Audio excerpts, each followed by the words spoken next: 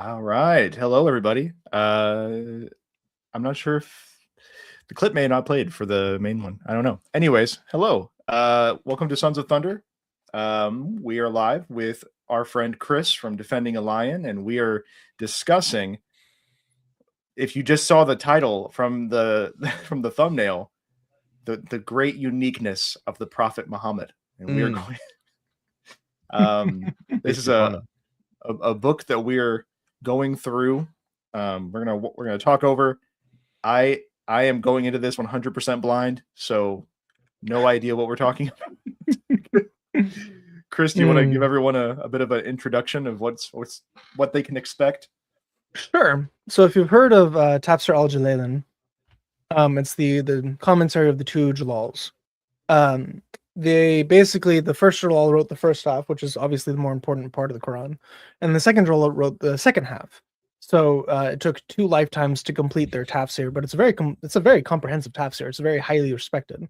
Jalal Sutui, or Suyuti, whatever. Sutui. That dude is the second Jalal. He wrote a lot more past their tafsir. This is one of his works, which is originally like 400 pages. And we're going to go through the 100-page English version of it. This is on Amazon if you want to buy it. It is translated by Tahir Mahmoud Kinai. So, I guess I could share my screen if you want to look at it. But, pretty interesting book. Chase we lost Chase. Zooted. Yep. Oh, he has returned. All right. He has returned. There we go. Yeah, so this is the summary of the unique particulars of the beloved Prophet Muhammad by the Jalal. Suyuti. Yes, I was wrong. Translated by this dude. So you can get this on Amazon. It's like $20. It's only in the book form. You can't get it digital, which is why this is a scan of the book rather than a digital copy. Otherwise, I would just buy it on Kindle, and we wouldn't have to read it in this format. But each of the chapters have unique content about it. So the purpose of this book, and the full book is only in Arabic and Urdu, and I am not fluent in Arabic, and I don't know any Urdu, so we have English. We'll get Adam on it. The full commentary is massive, and it has a lot of redundancy to it. But basically, the idea is there's so much spectacular information about Muhammad, and I believe this was in the mid 1400s AD. So this is like 800 years after Muhammad. There's so many exaggerated accounts of Muhammad in the hadith of him doing a bunch of miracles. Me and Chase minus Andrew did a stream on that last week on my channel. And this is basically just a summary of all the unique features that popped up in the ethos and the mythos of Islam about the Prophet Muhammad. So going through it, we're going to see all the things that according to Tafsir and Hadith and Sirah was unique about Muhammad, or was special about him compared to other prophets, other people, and just quirks that he had.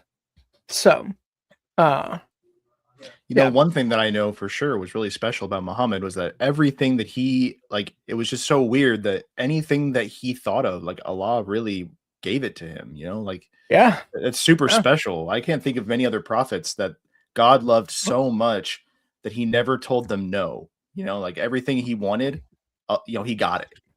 Right. Pretty crazy. His child bride pointed that out too. Yeah. She's pretty based. Yeah. Yeah. Aisha was like, man, it seems like you, Allah always agrees with you on everything. Well, no, there's a hadith that says, O Prophet of Allah, your Lord hastens to fulfill your wishes. Yeah. So he would desire something, and then all of a sudden he would get a revelation, and Aisha noticed the pattern of, hey, he was talking about this last week, and all of a sudden he got a revelation. Do you believe she fully knew everything was bunk? Oh, you both on both counts. Yeah, she poisoned him. Yeah, I think it's likely just because the unless he had supernatural damage done to him, he was likely continually poisoned over and over again.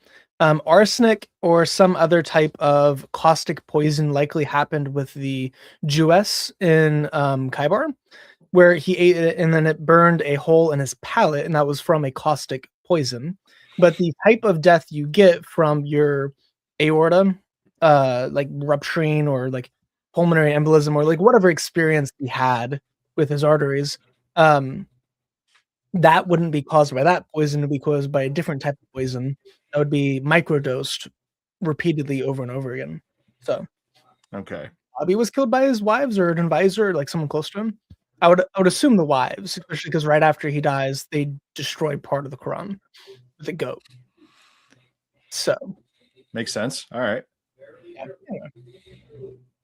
his child wife is based to fight in in 2026. That's so bad out of context. I said his child wife was based, to be fair. Anyway, not offend that. So, you want to just go through this book? Any questions, any thoughts before we go through? I guess it's your guys' channel. You we're can good. run the show.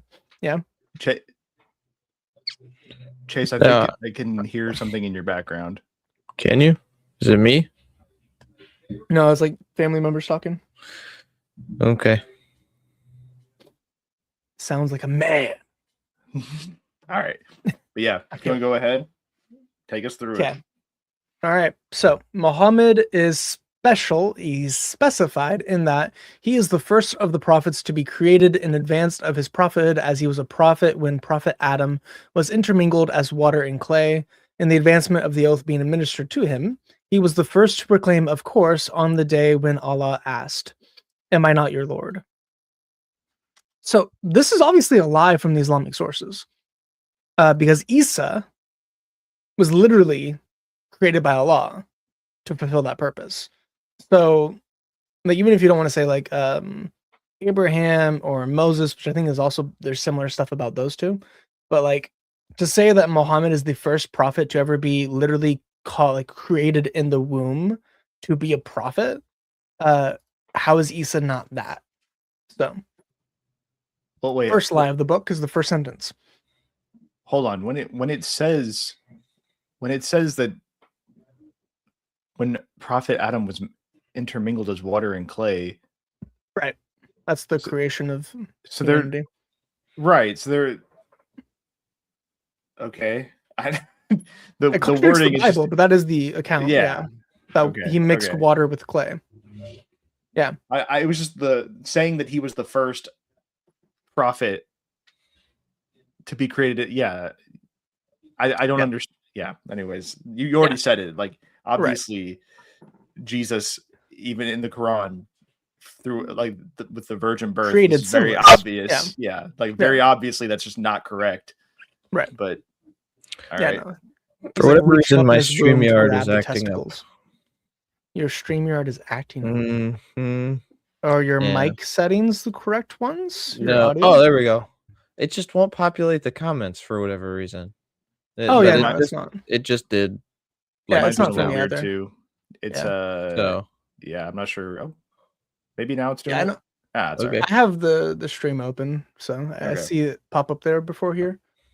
Anyway, yeah. All right, cool. So anyway, obviously not true. That's literally the first sentence of the book. So we're starting off strong.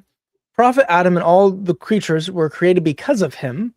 So all of creation was created for the sole purpose of creating Muhammad. Now, mind you, do Muslims worship Muhammad? No. Do you want their answer? Yeah. No, of course not. So I just want you guys to have that in the back of your head. Muslims don't worship Muhammad while we're reading this book, because the vast majority of the content sound like they're worshiping him. I would say this sounds like a form of worship, that literally all of existence was only created because of Muhammad. And every single time we see this little symbol here, it's Muhammad. So peace be upon him. Yeah, they're not going to say Muhammad for most of these. They're just going to have the little anyway, his noble name being written on the divine throne upon each heaven and whatever they contain, as well as the various degrees of paradise and all the dominions. Interestingly, this is a reference to the Talmud with the Messiah, because the name of the Messiah is under the throne of heaven, under the divine throne. So that I don't know what you're supposed to be doing with that. Maybe like blending him into being the actual Messiah, even though Isa is called the Messiah, even though they don't know what the word Messiah means. But this is a Jewish belief that the name of the Messiah is with Yahweh on his throne or under his throne. And same with the light of the Messiah is eternal and with Yahweh, which gets into like the divine Messiah stuff. But yeah. So his name is basically eternal, or it's at least written on the divine throne, and the angels mention him at every moment. Why are the angels mentioning Muhammad at every single moment? Unless the angels are worshiping him. His name being mentioned in the Adhan, the call to prayer, during the time of the prophet Adam and in the upper realm. So there was a call to prayer during the time of Adam, and in the heavens, his name is proclaimed. So his name is above every other name. The name of Muhammad. Is that worship? Sounds like worship or worship adjacent, you know. it's worship light, you know. Right. Yeah, you know. As one would they define this as like veneration? I was gonna say that actually. This is veneration. I'm just asking. I'm not throwing shade or anything. I have no idea, but that'd be really funny. The administering of we venerate the prophet. we venerate the prophet, yes. The administering of oath to the prophets, Prophet Adam, and to those after him, they would believe in him and assist him, the glad tidings of his advent in the previous divine scriptures. So obviously the previous scriptures mention Muhammad, but also all of the prophets believe in Muhammad. So they're like getting divine revelation. They're having like the Holy Spirit tell them about Muhammad in the future. They believe in him, and then they assist him, and they give him glad tidings of his coming. So before he even comes on the planet, the other prophets are praying for Muhammad's coming. Not praying for the will of Allah, but specifically, well, I mean, they might be praying with that in addition, but they are specifically praying for Muhammad to come. That is the will. That is the will of Allah. All of existence only existed to satisfy Muhammad. But they don't worship him. His praise mentioned in them, as well as the praise of his companions, his caliphs, and his community. Iblis barred from the heavens at his birth. Wait.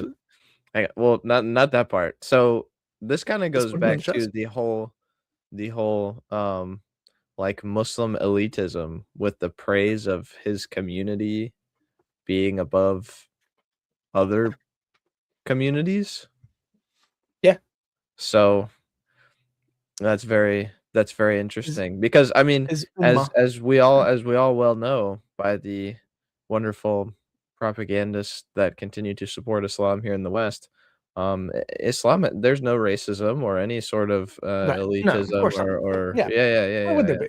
No, of course not. And show me one place in the Quran where Christians are infidels or Jews are infidels. Did you see that? I don't know if you saw that. Yeah, I saw that. Yeah. What a stupid comment. Very dumb. Yes, but yeah. Anyways. Yeah. So being pointed out, so they believe in his holy moly, and yes, they do. That is one of the things. The chest splitting here is not the holy moly, but this is the seal of the prophet stamped in his back, level with his heart, wherein Shaitan would otherwise enter. The seal of the prophets of other peoples were on the right sides. So the other prophets had marks on the right sides, and he only has a mark on his back with his heart. Part of that might be because of the splitting of his chest. According to one of the two sayings, that is the most correct. So we'll maybe get to it later on. I don't know how long we'll stream and how much of the book we'll go through, but he had a black dot on his heart, and all people have a black dot on their heart. And Allah split his chest open, pulled out his heart, removed the black spot, then washed it with Zamzam water, and then placed it back in him, and then took him on the flying donkey into the heavens to meet the other prophets, and then to be worshipped by them. So, yeah. the Alzit stamped something else in his back too. See, that's fortunately enough for Allah, because since he transcends everything, he actually got OxyClean to make some Zamzam water for him for that very purpose, for heart washing. Yeah. It didn't mention it there, but I remember that actually happening too. They advertised it on TV and everything with Johnny Starr. It was great. I thought that was I thought from our game of Sharia, is it Sharia? Hammer Sharia. Yeah. I thought you can't mix soap in with the water chase. It has to be right. dirt. Be dirt with the water. So yeah. OxyClean did that. Yeah. It's dirt clean. Oxy dirt. It's dirty clean. OxyClean cut with dirt. It's not quite water pure. Can't be polluted by anything. So okay. Right. Okay. Yeah. I'm tracking. Just wash off your black spot real quick. Which, I mean, we can do heart transplants now. Could you just open up a heart, find the black spot, and remove it, and then all of a sudden become sinless? But here's the thing, though, right? If you let's say that you take a person's heart from one person and give it to another person, does that person's sin nature become the other person's sin nature now? It would have to, because the black spot is what sin enters into. Yeah, exactly. Yeah. That's why everyone sins, because Allah purposely put a black spot on all of our hearts that force sin into. So Satan can freely cast sin into our beings, and we have to sin because Allah put that on every human. And whenever he's questioned about it, he says, "Oh, it's necessary." Why is it necessary? Doesn't say. It's just necessary that Shaitan can confuse you, and not Iblis. Iblis can throw sin into your black spot. Sin rape you. Ironically, wait, 1 second. Ironically, because of the demonic verses, that indicates that either he still had his black spot, or it's nonsense because he believed lies of Iblis. What are you gonna say? He not only believed it, but he committed it. He actually gave it as revelation for 8 years. When I had heard of the satanic verses before we did our video on it, I assumed that the revelation was given, and then later that day he received from Allah hey, you were tricked. No. When you told me it was 8 years, I was like, that is unbelievable to say 8. Imagine just you tell everybody something that 8 years later you go, sorry guys, that was actually the devil. My mistake. I'm still an infallible prophet, though. Don't worry. Allah said this happens to everybody. All of your elderly who died following my command are now in hell, but it's not a problem. Not a problem. Yep. And ironically, that's one of the few things in the Quran that's actually original to Muhammad. So that's not stolen from the Jews. There's no belief that all the prophets sin or cast demons into it, the verses, or nope. That's all just Muhammad. Chase, you're being so rude. Haven't you read that Allah is the most merciful? I have read that and discarded it. Oh, okay. Well, fair enough. His black spot. Okay. Furthermore, he specified in that he has 1,000 names. He has over 10 times the number of names that Allah has. As Allah. Muhammad has 1,000 names. And some of these names are the same names as Muhammad or as Allah. Oh boy.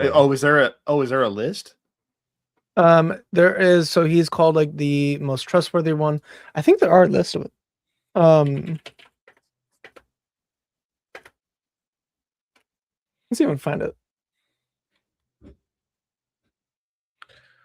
Peace be upon him. Thank you, Google AI. Every time. The compiled list of 2,000, even up to 2,020 names. Wow. Yeah. That's about 2019 more names than I have. Yeah, exactly. He's doing pretty great, actually. Yeah. This guy. I wonder if we can find the names of the noble prophet. This might be another stream, but it's yeah. I am super curious about that. Anyway, maybe we have a new dilemma: the Muhammad's names dilemma. The number of holy names of holy names. So again, we don't worship Muhammad or anything, but we kind of do. But like, have you ever seen? This is not meant to be a Catholic bash, but have you seen Trent Horn when somebody asked him if they worship Mary, and he was like, "We do, but you have to qualify what worship means." It's like, so that way nobody thinks you're like a heretic or something. It's like, the quiet part is out loud. All right. Oh, dude, those names. Yeah. Why don't you just say so? Yeah, I mean, obviously. Let's see if it works. Anyway, the witness, the bringer of good news, the warner.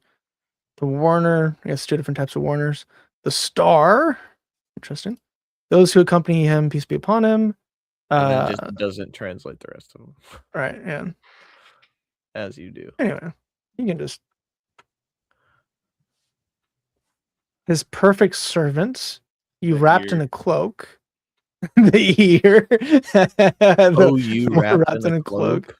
The mighty servant, peace be upon him, and didn't translate it. The witness again. I wonder how many of these are unique versus duplicated. But yeah, there's a lot of them here.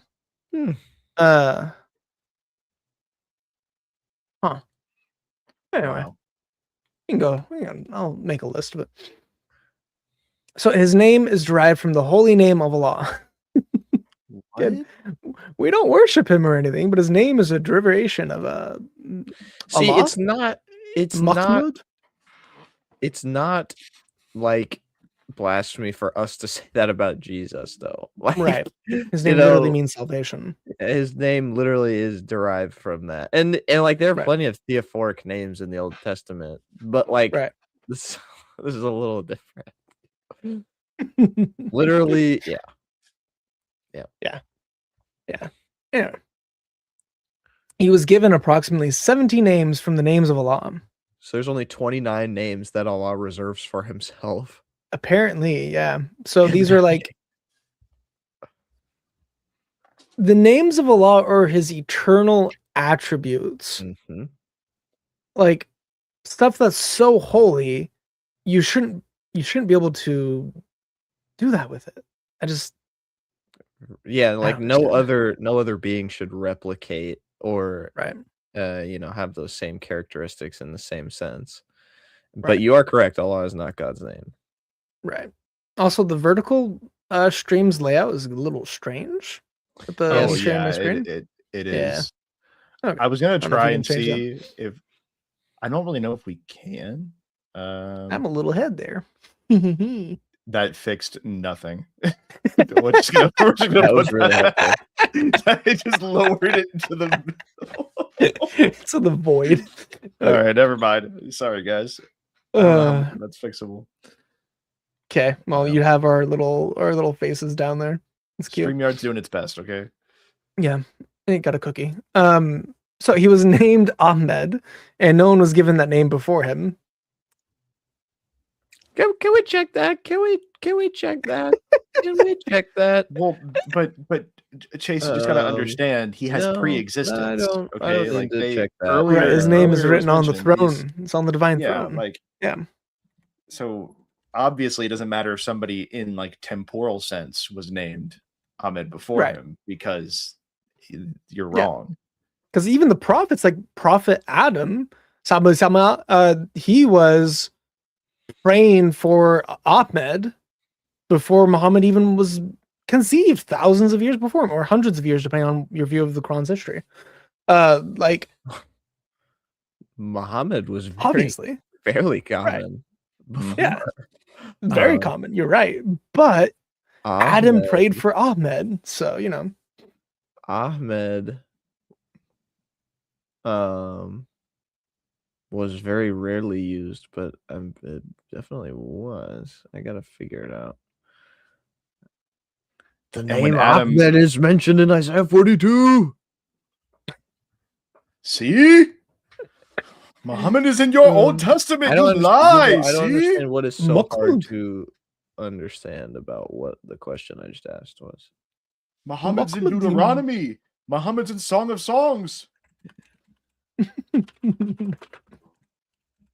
Muhammad is everywhere in the Bible. You're hiding it.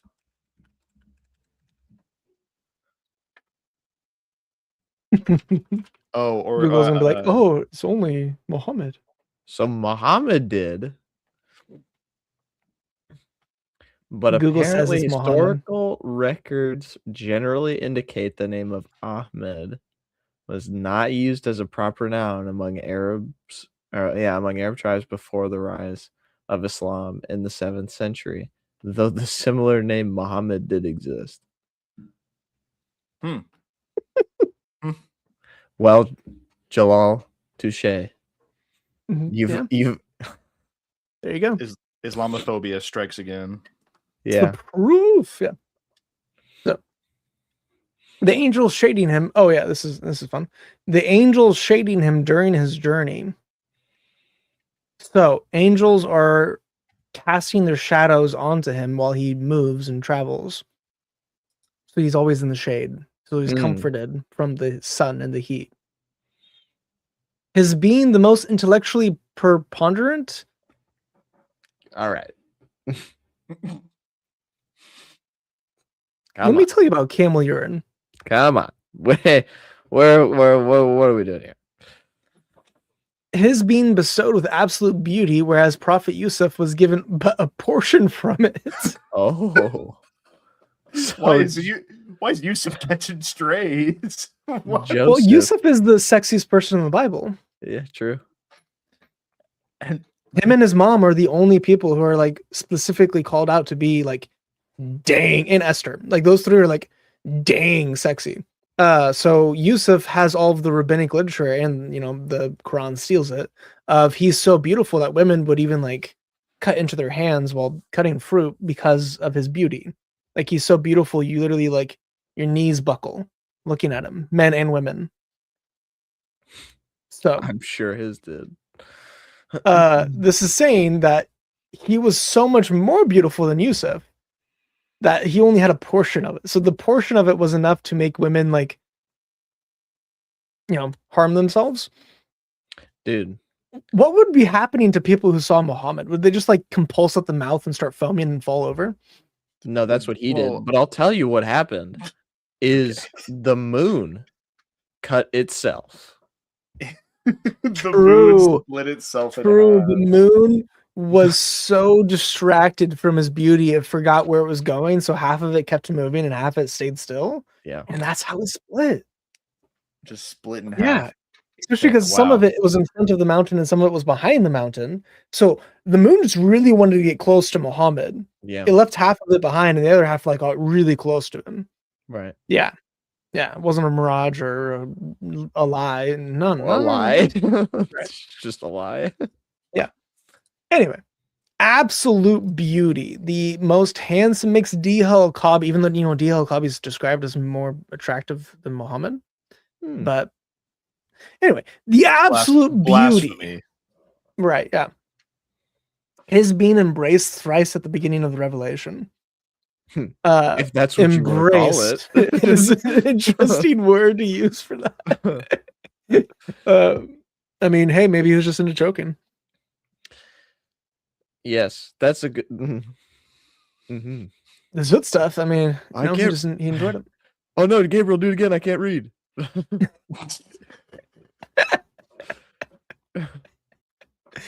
His seeing the archangel Jibril in the form he was created in. Furthermore, he is specified with. Wait, go back. I'm sorry. No, just the enumerated. So just saying the source that he's getting it from. He's seeing in the form he was created in. Oh yeah. What other He form, saw perhaps, would you maybe see Angel Gabriel in, like a mirage? maybe a human, the D Hall Cobby. Dia? He saw him both ways. He knew him. Yeah. Mm-hmm. Biblically, in the cessation of soothsaying by virtue of his being sent, the custodianship of the heavens from eavesdropping by devils and their being pelted with meteors. Wait, he did So, that? yeah, he stopped soothsaying and he stopped demons from eavesdropping just by him being born. With meteor? Wait, so is he the one who is pelting them with meteors, or is it because of him that the demons are pelted with meteors? I think because of this sentence, it was cessation. So this one's for sure like soothsaying ended by virtue of his existence. The custodianship of the heavens from eavesdropping by and their being pelted with okay. meteors. So when Muhammad was born, the demons were kicked out, and then they were like, well, the demons were meteor always kicked out. targets. It's the point of the meteors. Right. So Yeah. that's why I'm a little confused. Maybe it just says that he gained the custodianship of the heavens. Right. Like No. that's the other way to read it, I think. Yeah. He was specified with the custodianship of the heavens from eavesdropping. And they're by devils and pelted they're with being meteors. So he is He's like given Thanos yeah, he's throwing like debris. Yeah, the resurrection of his parents that they may declare belief in him. So his parents were resurrected in order for them to believe in him. So wait, this already happened. Apparently. I was gonna say because everybody's gonna be resurrected, but right. So there's gonna be a special resurrection before the resurrection because the resurrection is Judgment Day. Yeah, you don't have anything on Judgment Day you can do other than the fire trial. But because they were not in the period of ignorance, they can't do the fire trial. So they're going to be specifically raised up just for fun, just so that his dad, who abandoned him and then subsequently died, can be like, no, his dad that's my kid. Died before he was born. His mom died when he was like 6. Was his parents actually in the age of ignorance? They might have been. If they were, then that they would just go through the fire trial, you would imagine. But maybe they're getting a special resurrection just to not go through the fire trial, but to just accept their son in belief. It's kind of like, you know how in Abraham's story, how Terah, like they are, where it's kind of like, oh yeah, no, Abraham was cool. He didn't have to take care of his dad because his dad was going to heaven anyways. Yeah. Cool. His being promised protection from people. That didn't happen. No, that did not happen. Not quite. That did not happen. Yeah. Yeah. Well, McKin, you think that Allah is just. Allah is not just. Yeah, I was gonna say. Yeah. It's not how that works. So his being taken on the night journey and whatever he was bestowed with, preeminence through the 7 heavens and the highest station, reaching the station of the meeting of the 2 bows. So this might be part of the night. Oh, it's definitely part of the night journey. I didn't read the thing. Yeah, so he went on the night journey. Is treading where no divinity sent prophet had trod, nor any proximate angel, because he went in front of the divine presence. He went in front of Allah and talked to him.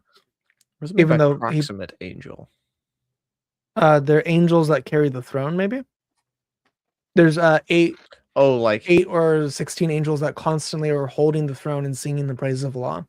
So he got even closer to Allah than they did. Apparently. According to that. Right. Well, his name is on his butt, so. Well, the angels are holding it. Anyway. There's no making sense of the hadith and anyway. The prophets, and remember, the person who wrote this, granted this is a translation, but the person who wrote this originally is one of the most respected scholars in Islam in history. So this is like supposed to be the cream of the crop. What he considered sahih, what he considered important to add. So I can see why. What would we have done without this information?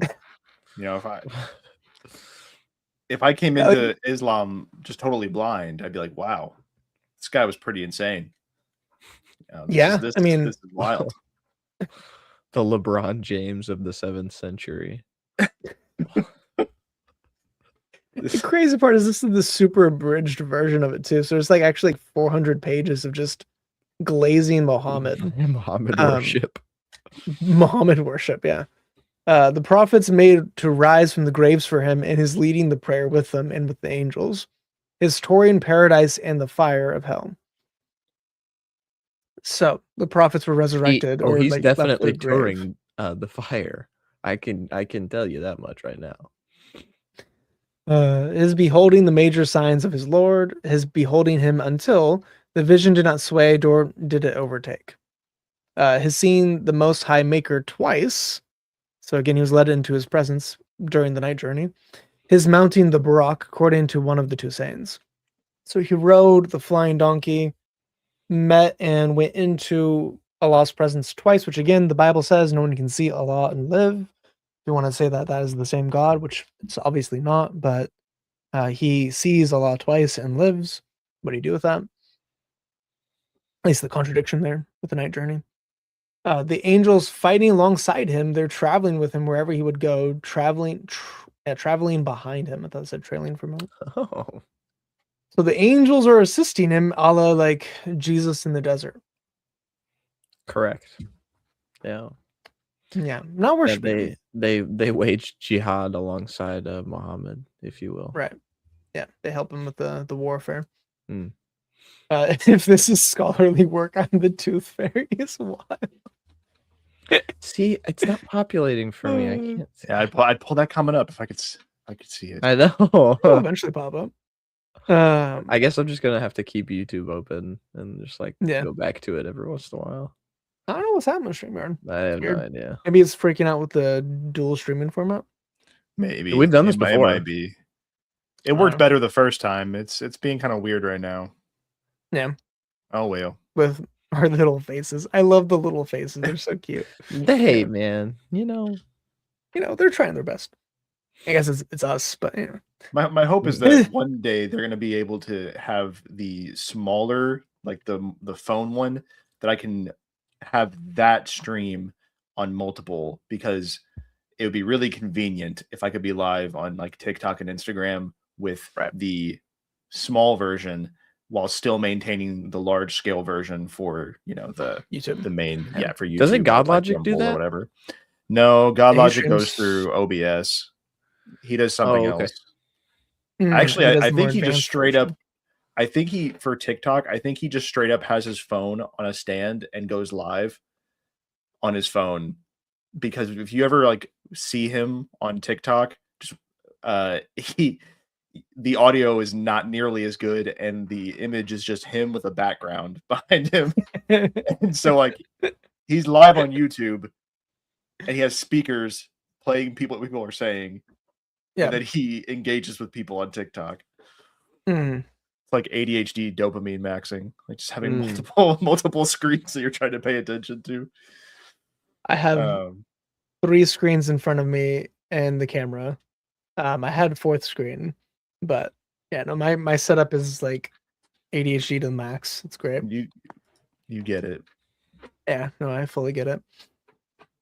So his being given the book, and I usually also have like a tablet and my phone also going. My phone's my camera right now, so we finally got it. There it is, baby. If this is scholarly work, I'm the tooth fairy. That's facts. Right. His being given the book, though he was not taught by any created being, nor that sounds like an apologetic, neither reading nor writing. His book is miraculous and safeguarded from any alteration or distortion over the passing of epochs. I hate to break it to you, brother. That ain't it. We got a couple streams on that. Yeah, it's not preserved whatsoever. It comprises of whatever all the previous scriptures comprised of, and more, is comprehensive of all things, is independent of all else, is simplified to memorize, was revealed piecemeal.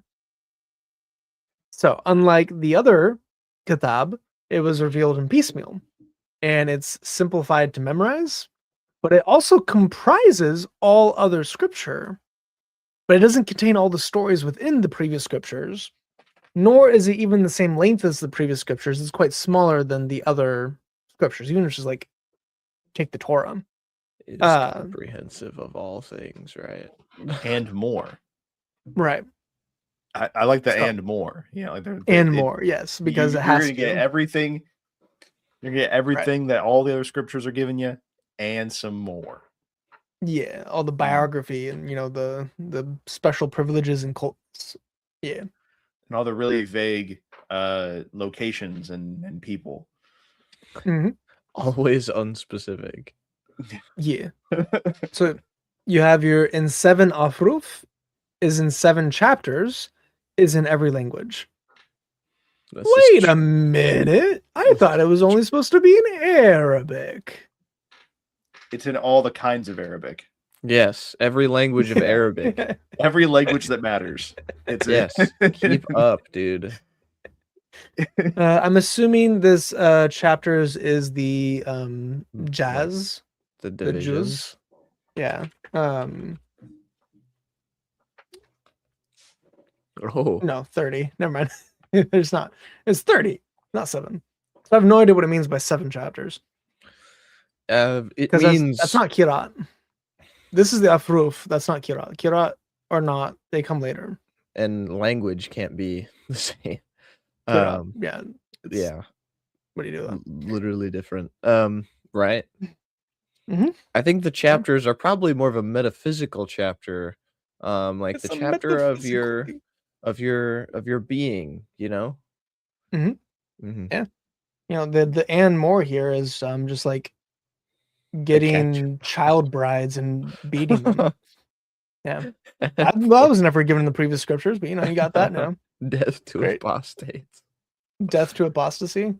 Oh, well, technically, death to apostasy is kind of in the Torah with killing idol worshippers, but it's not that. And you also get like amputation for thievery, and like there's a variety of differences there. Yeah. But you could make a case for death of apostasy in the Torah. It is not the type of apostasy that you would get. And the rabbinics also have death for apostasy. Although they are very, very specific in how you do it. You have to like tie a rope around people's necks and have 2 people pull the rope.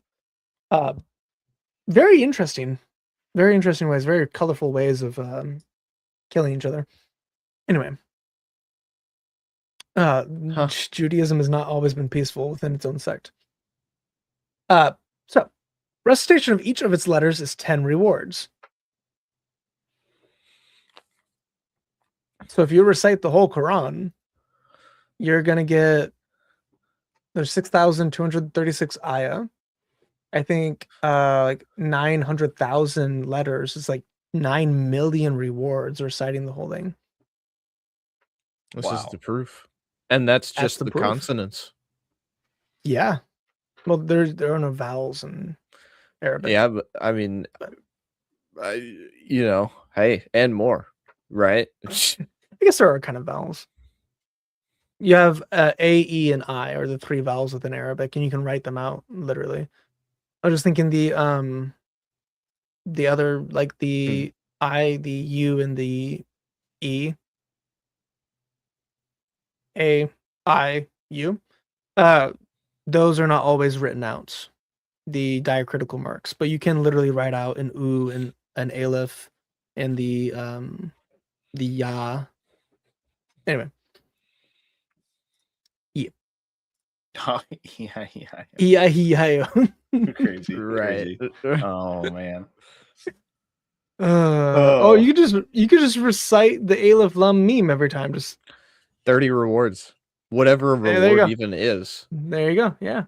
Well, it might be the book on Judgment Day, because the book is given weight and it's based on the rewards you've gotten over your lifetime. So arbitrary weight.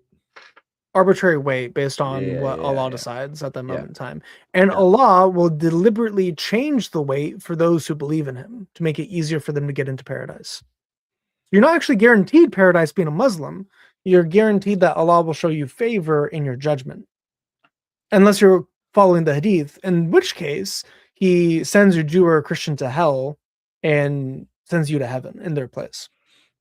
Does it, don't the sources, thanks, Tommy, don't the sources say that, that every Muslim will at least visit Yeah, they'll taste the hellfire. the hellfire? Yeah. No, guys. You Junior said That that the contradicts that the hadith says that no one with a mustard seed of faith will taste the fires of hell. Yep. You can't tell me that he misread it or just straight up lied. You can't tell me that. There is a hadith that says that. Yeah. It's just there's other hadiths that say the opposite. Oh, is there actually one that says what he says? Yeah. So I've read two different ones that confirm what I'm saying. So the mustard seed hadith actually exists, which is obviously from Jesus. That's actually one of the evidences that they actually know what the gospels are, is because they're quoting the gospel in the hadith. But no, that's a real thing. Okay. It just contradicts. I was gonna say, because I've read two that say if you have a mustard seed worth of faith, you will be taken out of hell. So you go there. You're gonna go there. But then Allah's going to be like, ooh, I messed up. Hold up, I got you. And then he's going to save you. And he's going to bring you out. He's like, my bad. Gotcha. Gotcha. You should have seen your face. Where my hug at? Yeah. No, it says whoever has a mustard seed weight of faith in his heart shall not be admitted into the fire. So from what I've learned about the hadith, literally the hadith has everything you could possibly want. If you have an argument, there's a hadith for it, even if your arguments contradict each other. They are all, whatever you want, it's there. You know, okay, you were, Andrew, I think you were with us whenever we talked about how a hadith, like even if a hadith is da'if. Here's the version you're talking about. So Allah's messenger said, when the people of paradise have entered the paradise and the people of fire enter the fire, he will say, take out of the fire whoever has got the faith equal to a mustard seed in his heart. They will come out, but at that time they'll be burnt and be like coal. There you go. That's actually not the one I read, but that's even funnier. Yeah, that's there better. There's several of these, yeah. There's a bunch of these. I'm sure we could bring up a number of them. But funny. Yeah. Anyway, you were saying, Chase? But yeah, so like even hadith that are like da'if or are weak are still good enough to be included, but Muslims like to just throw them out because they're not sahih. And so there are plenty of arguments that you could make in the hadith that would have traditionally just been accepted. Right. Here's Sunan ibn Majah, Order 173, which says literally, no one who will enter hell has faith in his heart equal to the great mustard seed. So, literal contradiction. Both sahih. That's great. That's it.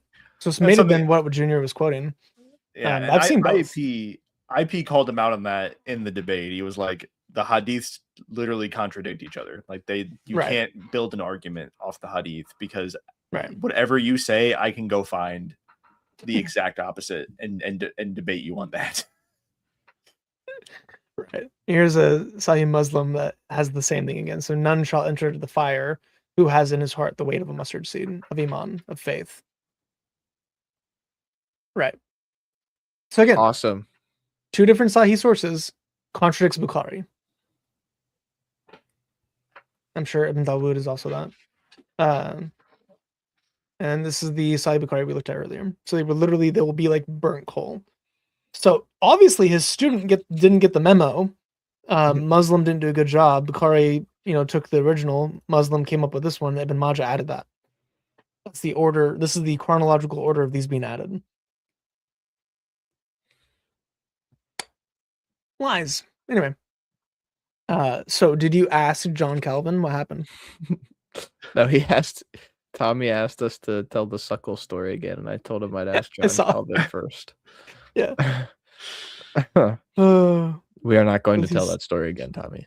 He'll do polls on his YouTube channel. it wasn't predetermined for us to retell that story. Yeah, the Not story will remain predetermined. untold. Oh man. Okay. And then it keeps going through the Quran. So he was bestowed from the treasures of the divine throne when no one else was given therefrom. So he was given treasures of the divine throne. What are they? He probably specifies them. Not hear them. Did he have them like physically, or were they like spiritual were they spiritual treasures from the divine throne? like I would think, It's like, Aisha. oh god. That's terrible. I'm kidding. I don't know if that's Aisha or not. Yeah. It's like It's just a bunch of kids. That's so bad. McCain have the same brain sometimes. Well, it's like I lost my train of thought. Dang it, that comment got me. I had that was good. good. It's fine. Oh, it's not worth it. You're good. Just Horis. So he was specified. Oh yeah, Horis are children. Fun fact if you didn't know. Oh, true. Yeah. Oh, I remember what I was going to say now. If he got divine treasure from Allah, you like. Why was he poor? Well, wouldn't you expect how, with Catholic and Eastern Orthodox and Coptic, they really hammer home the idea of the relics, right? And these are like really like preserved and taken care of. And if this man had divine treasure from Allah's throne, what did y'all do with it? Where did it go?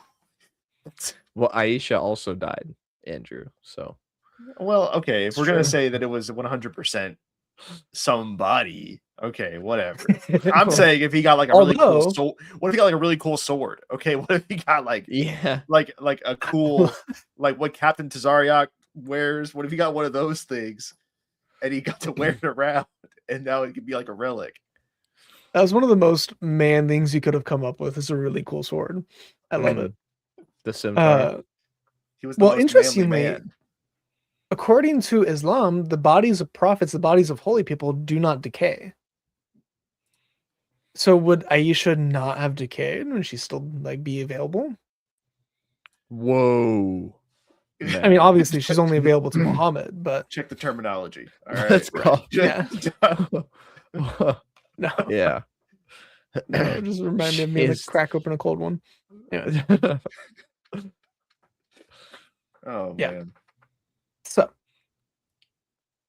he was specified with the Bismillah or Basmala, the Fatiha, the Ayat al-Kursi, the ending of Surah al-Baqarah. The ending is interesting instead of the throne verse. The Asab Ayat al-Kursi was. The throne verse. Oh yes, it is. Good job. I'm very proud of you. The Mutfasal surahs of the Quran. So specifically these ones, none of the other ones. I was gonna say, yeah. Okay. Mm-hmm. His miracle continues until the day of judgment. It is the Quran. Miracle, plural, singular, mind you, singular. Yet in the later part of the Quran, it'll say, or the Quran, in the later part of this book, it'll say that he did over 3,000 miracles. So, because he did. Is it one miracle or is it just what do you anyway? Whereas the miracles of all the prophets cease to exist after their times. So the Quran is the greatest of all miracles. You know, like the atonement. That's a pretty cool miracle that still hasn't. That is, right. The resurrection because Jesus is still alive. True. Yeah, he's still alive. You know what's funny about the resurrection is that GodLogic talked to somebody. It's been a little while, but he was a believer, I think, but he was just baffled at the idea that we believe that that there's a human person in heaven reigning. Like that's Jesus, bro. He didn't. What do you mean? The flesh didn't go away. He's still exactly. Because he's like, well, I thought he just resurrected and then transcended. And we were like, no, but that's not what resurrection is, though. Like he went back to his state pre-incarnation. Right. Or I guess not even that, because the pre-incarnation is still physical. Like we see that in the Old Testament. He did have Right. Christophanies. Yeah. Like he ate food in the Old Testament. Yeah. It can't really get more physical than that, other than pooping. But that's interesting. Interesting. yeah, God ate food. He carved the stone with his fingertip in Mount Sinai. Yeah. There's a lot of physical things where Yahweh does, and it's most likely Jesus. But you also have Enoch and Elijah, who are physically in heaven, possibly. Maybe still alive, maybe never died. Who knows? Yeah. Maybe they got a prophecy, a vision of the cross and accepted it, and that's how they got ascended into heaven. I personally am fully convinced that Moses did not actually die. I think it's suspicious wording that when the Bible says God buried him. I don't know, man. That just sounds like they didn't know what happened to his body. I think God just took him. He might have, but I mean, again, that's kind of bucking against the inspiration of the Bible. I know. It's just my little. It's just my fun little theory. I'll just keep it to myself. Get out of here with your heresy. Is it in Jude? He's quoting from Enoch about the contending over the body of Moses, right? Or what is he quoting from? Well, it's not. I think it's so. There's different theories. Some people say that he's quoting from an apocryphal book. Other people say he's just using a common story of the day that was just like a common knowledge sort of thing. Yeah. Fair enough. Okay, we can get back to the. Tommy really wants us to get back on track, so we'll get back on track. Hold on. Okay. That was a miracle. Yes. Yeah. Actually, he kind of did. The people of his community really got upset with him whenever he committed incest. Which is why Surah 33 was revealed. Because they were up in arms against him. So he revealed Surah 33 saying, hey, there's no problem here. Guys, it's chill. That's chill. A miracle. That's a miracle, man. Yeah. I mean, his friends even snitched on him. He literally just married his daughter. Legally, she was his daughter. What he did was incest according to Arabic tradition and also the Quran. The Quran says you cannot have intercourse with your daughter-in-law.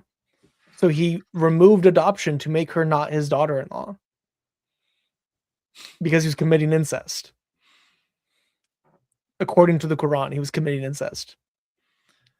So he had to call everybody together and say, guys, you will never believe this. I understand. I understand how crazy this is gonna sound.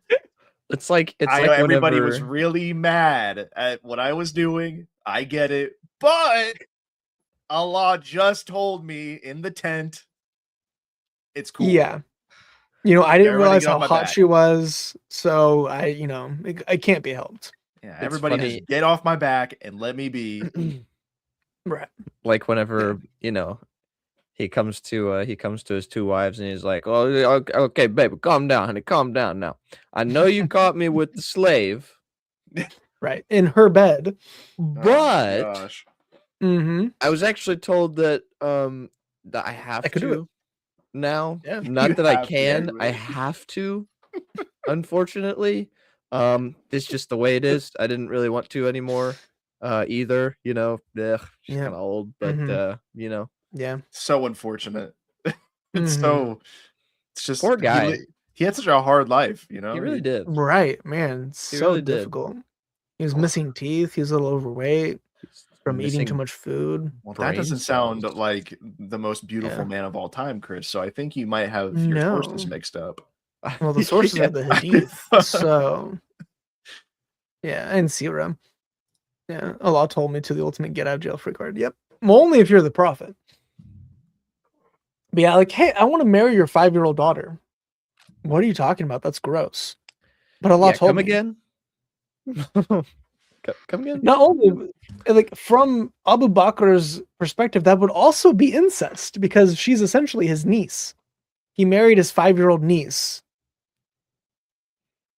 which is why Abu Bakr is like, but we're brothers, Muhammad. He said, oh, we're not blood brothers, so it's fine. I kid you not, his 2 favorite wives, other than his first wife, were like incest relationships at first. And it just happened to be fine for him to do incest anyway. So, his miracles, other than the incest. He has more miracles than all the other prophets. It is said they reach 1,000, and it is said 3,000 other than the Quran. It itself contains approximately 60,000 miracles. So, as I mentioned earlier, there are 6,236 ayah of the Quran.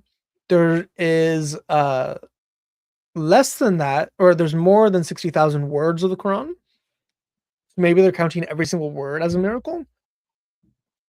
But there's more than 60,000 words of the Quran. There's like 197,000, if I remember correctly. I'm doing a Quran translation, so I have like statistics on the words and whatnot.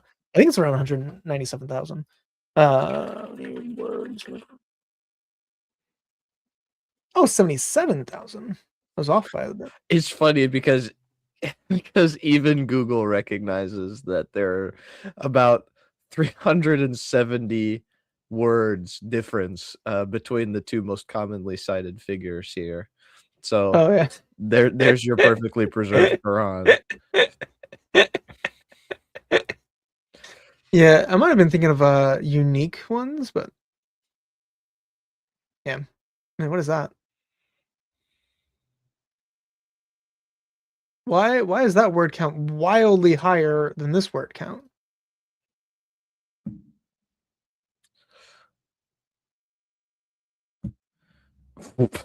You're asking questions you don't want the answer to, Chris. You're sure meddling with dark forces, Chris. So I did this in Python. After you. Anyway, whatever. It's so stupid, man. Anyway, I did a word breakdown inside of Python using regular expressions, and I think it got to the hundred of thousands. So I don't know, man. I don't know. Well, praise be to you. Make sure we almost feels like a. I was gonna say this will make sure that no matter what we say, we won't get taken down for anything. Yeah. Oh yeah, of course. Yes, yeah. The stamp. Yeah. Right. In Minecraft, all praise to Netanyahu. Mm-hmm. Yeah. So I have a footnote for that. I didn't see the footnote. The Quran's miracles number 70,000, translated by that. Oh, that's just the source that he. That's like comes a paper up with. that he cited or something. I guess. That's like 2000. It's like 2006 or like. Wait, is that year even happened yet? To Gregorian. 1986. 1986.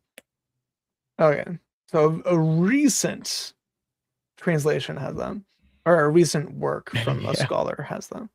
Plus $7,000. Yeah. Plus $7,000. So the Quran is 60,000 miracles, apparently enumerated in a book that you could go check out. Besides the sheer number of miracles, there are other qualities within him, and that is not there being among the miracles of others, such as forming material objects, as it is among the miracles specific to our prophet.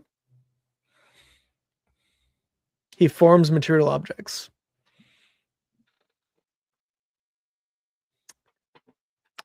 Okay. Like he could take. He creates. He creates. Like Firestorm in DC, how he can like reform matter. Well, he creates water out of his hands, out of his hand. He also creates food. Every time he grabs it, he would create more food. So that of the miracles that I know of him, those are the two I can think of where he's literally creating matter from non-matter. But Jesus also kind of did that. So I don't know Oh yeah, the where they're. birds. Yeah. Well, no, not the clay birds. That's just giving them life.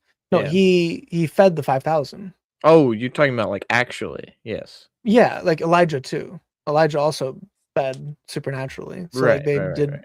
create out of nothing. And technically also Elijah called fire down from heaven. And, anyway. But yeah, no, he has the little water fingers, the little spirit fingers. So that might be what they're referring to. I'm kind of curious what they mean by creating material objects. I'm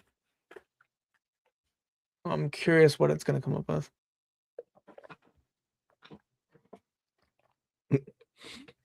It's just a bunch of dudes named Islam. Okay.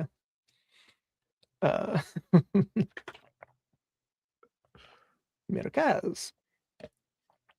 Several miracles in doing the transformation and manipulation of material objects witnessed by his companions. He's just a really good metal worker. Yeah, so that's the one I know about. Curing stones in public, that's not manipulating. That's just the stones talking. Healing injuries, again, is not, I guess, I mean, kind of manipulating, but not really. Again, not manipulating. So, again, not like, I guess it's just that, where he could create water and food out of his hands. I mean, to be fair, I could too if I really wanted to. So, like, watch. Did you see it? That was really good. That was really impressive. Thank you. Yeah. I think you should go start your own religion. Yeah. Do you ever get revelations in your room when no one's watching? Almost exclusively. Sometimes when my sleep paralysis demon comes around, he likes to give me a revelation. Oh, Chase, that's not a demon. That's an angel, actually. And you should listen. Yeah. You should listen to what it's telling you. Dude, that's why, dude, that's why when I was 18, I fell on the floor of because I was becoming a prophet. Yeah, Chase, I think we have your origin story put together for you to be the next great prophet. You're the reincarnation. Do you have a mole on your back? From no, but I have a lot of zits. From manufacturing we can count to prophethood. You've never been choked out by an angel, kid. So all the miracles and qualities that the previous prophets were bestowed with were gathered together for him, whereas they were not gathered together for anyone else, but rather each one was specified with one type. He was given the miracles of splitting the moon. Wait. First of all, Elijah and Elisha were in fact both given the same miracles and kinds of miracles. Correct. Well, Elisha raised the dead. So no, but here's what I'm saying. It says they were not, so all the miracles and qualities that the previous prophets were bestowed, Elisha literally got a double portion of Elijah's spirit, but not necessarily the miracles. The miracles are different between the two prophets. Right. But no, but he did, sorry, I was thinking he did exactly 2 times the number of miracles, did he not? Right, but it's the type of specific type. Yeah, I feel what you're saying. But yeah. That's why it's specified with one type. So like they had their niche, whereas Muhammad has all of the niches plus an additional ones that are unique to him. So these are the ones that are unique to him, and then he did all the ones that the other prophets also did, such as like raising the dead and whatnot. He was given the miracle of splitting the moon, the greeting of salutation by the stones. The stones would bless him whenever he walked by. The crying of the date palm trunk, the flowing of water from between his fingers. Nothing the like of these was established for any of the other prophets. These are the unique miracles of Muhammad. Plus he did thousands of other ones. He split the moon, literally, physically. And it says that the moon went in front of a mountain. Half of the moon went in front of a mountain, and the other half was behind the mountain. So obviously, we're all dead because if that happened, the earth would like eviscerate all life on it. Right? Yeah, gravity is a real being. So unless Allah displaced Mohammed. gravity, but I It's have like the no current Mike idea. post this morning. Thanks, Obama. Thanks, Mohammed. All life on Earth died because Muhammad split the freaking moon. Not Right. again, Muhammad. Yeah. dude. Yeah, man. Yeah. Obama. Anyway, Yeah. Well, Piccolo the blew up the stones. moon, so He did, and then everyone Yeah. died. Yeah, that's my favorite bit from DBZ Abridged is whenever he blows up the moon. There's like a news report of everyone just screaming, talking about how everyone's dying from like tidal waves and earthquakes, and Yeah. What do we know historically of the two-horned one? It's Alexander the Great, most likely. He's a pagan. There's a bunch of it's from the Alexander Romance. But the two-horned one beyond him, if you're just talking about Allah, because Allah comes from a two-horned one, which is Hubal / Almaka. Those are pagan deities. So it's either a pagan king or a pagan deity, depending on who you mean of that. But it's not Allah and it's not a Muslim. Historically. Well, you could say Allah is a pagan deity, historically. Anyway. Muhammad was the single-horned one. I don't know what you mean by that. I don't want to know what he means by that. Some have said Allah has specified some of the prophets with miracles and acts, such as Prophet Musa, some in qualities, such as Prophet Isa, and some and our Prophet Muhammad with a combination of both in order to render them distinct. So he has the power, or the like types of miracles of Musa, and he has the power of Isa. He has the quality, and then he's the combination of those two. So he's the combination of the two greatest prophets of Islam. Right. But the Quran says he never did miracles. So the trees speaking and bearing witness to him, and the prophethood, and they're answering to his call. So the trees do speak and bless him whenever he walks. He also leaned on one while giving recitation of the different surahs. For a while, they made him pulpit. Then the tree screamed out like a she camel in pregnancy. So That's true. I was gonna say, I think we went over that one with Adam. Yes, it's the great. pregnant, Wonderful. the pregnant camel. Yeah. His horn was 1.4 inches. What? I love Bean. Okay. Resurrecting the dead and speaking to them. Suckling infants. So again, he resurrected the dead. Suckling infants speaking to him and bearing witness to his prophethood. So Isa was an infant who spoke. Joseph also had infant speak to him.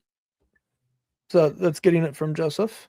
See, this is how we know that Aisha wanted to marry him too. Yeah. She spoke. Well, what's her face? Well, I guess she was 5, so she would have definitely been able to communicate. Yeah, no, with there him. was an infant Yes or that was no. crawling around that he desired and wanted to marry, and he said, "Whenever she grows up, if I'm still alive, I will marry her." And she was like 8 to 9 months old. No, So he saw a literal like 9-month-old and like lusted after it. no shot. That are you Yeah. serious? Might you find I the am source for that serious. one, please? Yeah, You know what? I can- Actually, I shouldn't even say no shot anymore. It's one of those things because of just how crazy the hadith have been proven to me. I think you can almost. I think you can almost say anything now, and I'll probably believe you. Like, oh yeah, I'm sure there is a hadith about that. Yeah, yeah. I'm sure there is a haven't- hadith that Muhammad time traveled and He met Charlie Kirk that way, actually. So this is Life of Muhammad, Surah Al-Rasa. Let's open up. The Life of Muhammad, the PDF. That's true. I didn't mean for that to happen. It's really funny though. All right. No, so she just.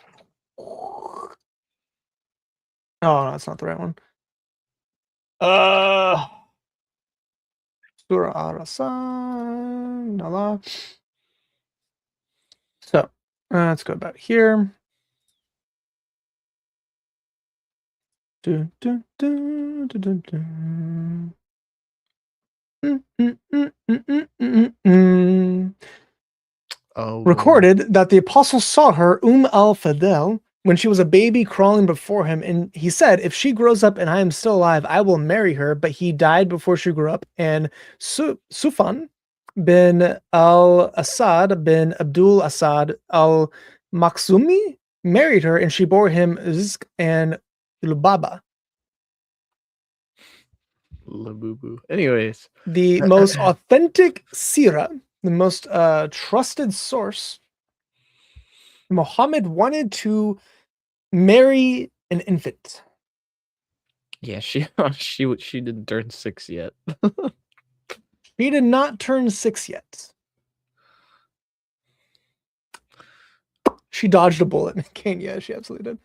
Yeah, no, that's one of the good ones. Like, again, you can read The Life of Muhammad. It destroys Islam in so many ways. Anyway, great book. Yeah, suckling infants, not in the way that he wanted, but babies that were still nursing. I'm sure he tried. Oh, yeah. Well, with his size, he might have been successful. Anyway. He is the seal of the prophets. He is the last of them to be sent, and thus there's no prophet after him. So again, oh man, talking about the PDF qualities of Muhammad, it's like, oh, Aisha was mature. It's like, what about the baby? Was she mature? Anyway. So he is the seal of the prophets, the last of them to be sent, and thus there's no prophet after him. His law shall continue unabrogated until the day of judgment. It abrogates all the laws prior to it. But it abrogates everything, and he can't be abrogated. So I think that would be the response to Mormonism. Because otherwise Joseph Smith could just say that he abrogates the Islam. If the prophets witness him, following him would be obliged upon them. His book and his law contains the abrogated and the abrogated. The prophets did witness him because earlier all the prophets were singing their praise of his coming. So I don't know what you want to like. This just seems like it has to be true. A little dumb. He was dead before she turned 6. There you go. His invitation to the truth is inclusively generic for all the people. Again, this is not what the Quran says. The Quran says that it's only for the Arabs to invite them because they're the last people who need a kitab. But this is saying that the Quran is for all men, which again would include like translating it to other languages other than Arabic. He has more followers than any of the prophets. Patently false. I don't know if there's actually a point. I don't think there's a point in history it was ever true. No. I think that is literally one of the wrongest things I've ever heard. The moist critical. That is the most didn't happenest. Of all the things that have never happened, that didn't happen the most. Just a straight up lie. Yeah. Wild. This is a straight up lie. So him being the comprehensive prophet.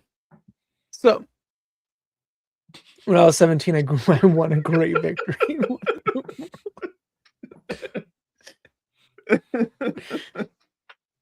He was sent comprehensively to all creatures since the time of Prophet Adam. Why does it mention all creatures? Do you know? This is a fun one. Does it have to do with well, I mean, the fact that like turns Jews into? No. Well, kind of. Okay. But didn't like the earth and like the moon and stuff, didn't all of them have like free will and stuff? So they like Yep. Oh, okay. So he was sent. Okay, cool. I'm tracking. He was sent to have the earth, heaven, the moon, animals, insects. Because remember, the hoopoe bird was a Muslim. True. The dog was a Muslim of Sayla, like, or the cave dwellers. The dog was a Muslim. the she-camel was a Muslim. We have Muslim animals in the Quran and in the Hadith and Tafsir. Other than black dogs, apparently those are going to be killed. But all animals and insects and everyone else is going to be judged on Judgment Day, including the planet itself. So everything that's created is going to be judged on Judgment Day, and Muhammad was sent for them to not be without excuse. Hmm. No.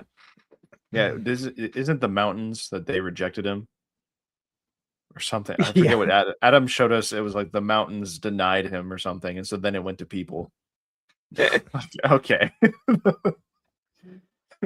Yeah, the book, they didn't want to accept the book or something like that. Yeah. Yeah, the earth stands in condemnation against Allah because it rejected Muhammad. It's like, bro, you made it. You made the earth. What do you mean it rejected your prophet? It's crazy. Yeah. The prophets are his representatives sent with laws concerned with him, and thus he is the prophet of the prophets. I don't remember any law concerned about Muhammad, but apparently there are. So he's the prophet of the prophets. He was sent to the jinn, according to scholarly consensus, and to the angels, according to one of the two sayings. And then he preferred the saying, and he was sent to the animals, inorganic bodies, stones, and trees. So also, non-living things are going to be testifying on Judgment Day if they are Muslim or not. Well, we know the Garkid tree is not going to make it. Right, so he don't snitch. He don't snitch, but and apparently mountains will also not make it. But I guess all these other things are going to be okay. There's going to be plenty of other trees that make it because they're going to be saying like, oh, there's a Jew behind me. Mm-hmm. Yeah, being said that the jinn were sent to him. If you read the Night of the Al-Zut with them being jinn, then they were sent into him as well. But yeah, he was sent, and then they were sent on to him sometimes. So the trees and stones, things that do not live or have conscience, are going to testify before Allah. Allah sent him as a mercy to all the worlds, again plural because of Zoroastrianism and a weird idea of the rabbinic stuff, even to the disbelievers by not delaying the punishment to them, and they're not being punished promptly as used to happen to previous rejecting nations. The Allah has sworn by his life. Allah swore by Muhammad's life, but they don't worship Muhammad or anything. Yeah, right. He has sworn by his messengership, and he has undertaken to refute his enemies himself.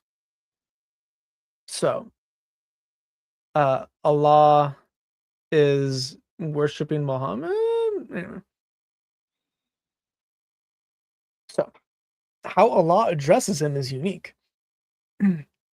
Allah has addressed him in the terms of gentler than those that which he has addressed the other prophets. Don't know what that means, but I'm assuming something in the Arabic is like, oh, he's kinder to him. In his book, he has attached his name to his own name. Again, seems like idolatry. Upon the world, he has obliged to him complete and unconditional obedience and support without any exception. Not a cult, guys, not a cult. But God gave him complete control over the entire world.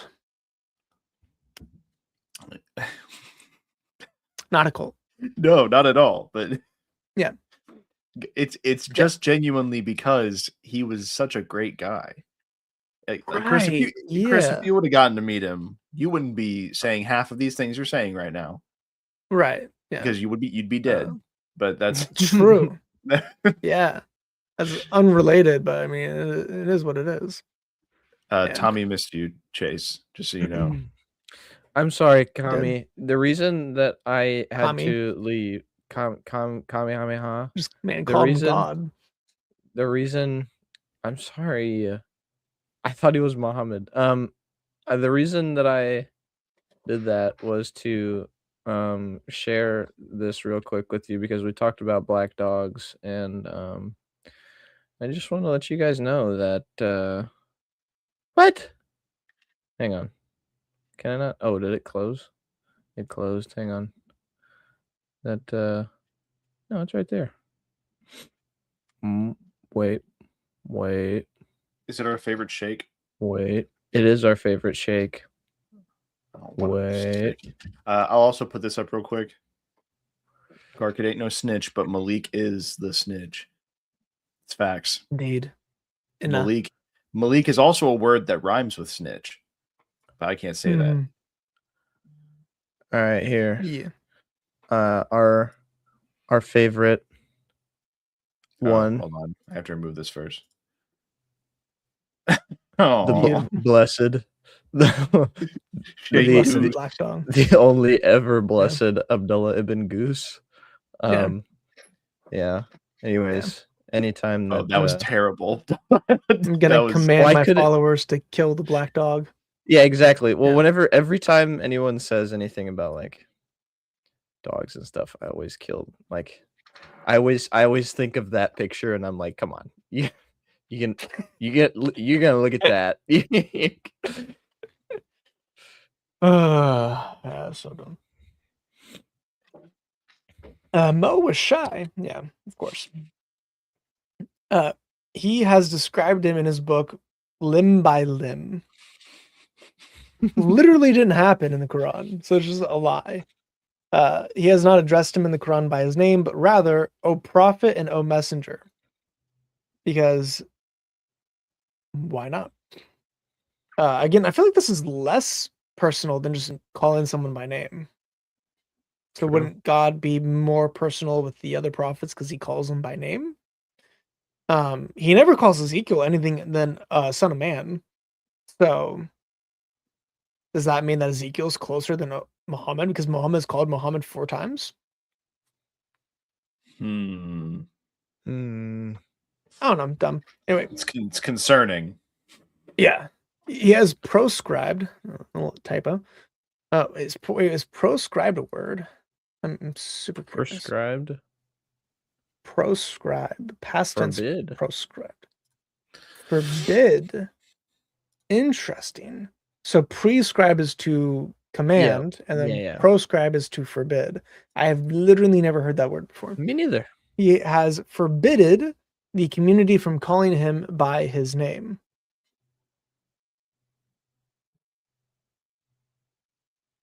Because I guess you have to call him the Prophet of Allah. Oh, Rasul. Yeah, Rasul of Allah. Literally that. Furthermore, Ash-Shafi'i has detested it for us to call him Rasul of, but rather we should call him Rasul Allah, Messenger of Allah, because the former lacks the respect there is in the ascription. Again, they don't worship Muhammad. They don't call him Muhammad apparently, but they just call him the Messenger of Allah. Peace and blessings be upon him. So the described as Allah. Oh, Batman begins. I'll Google. I tried to get that comment first. It would have made more sense to, but it's okay. So he proscribed the community being Allah. Mm-hmm. So everyone who calls Muhammad are not doing it right. Are not doing it correctly. Right. I'll call him whatever he wants as long as he stays 500 feet away from the schools.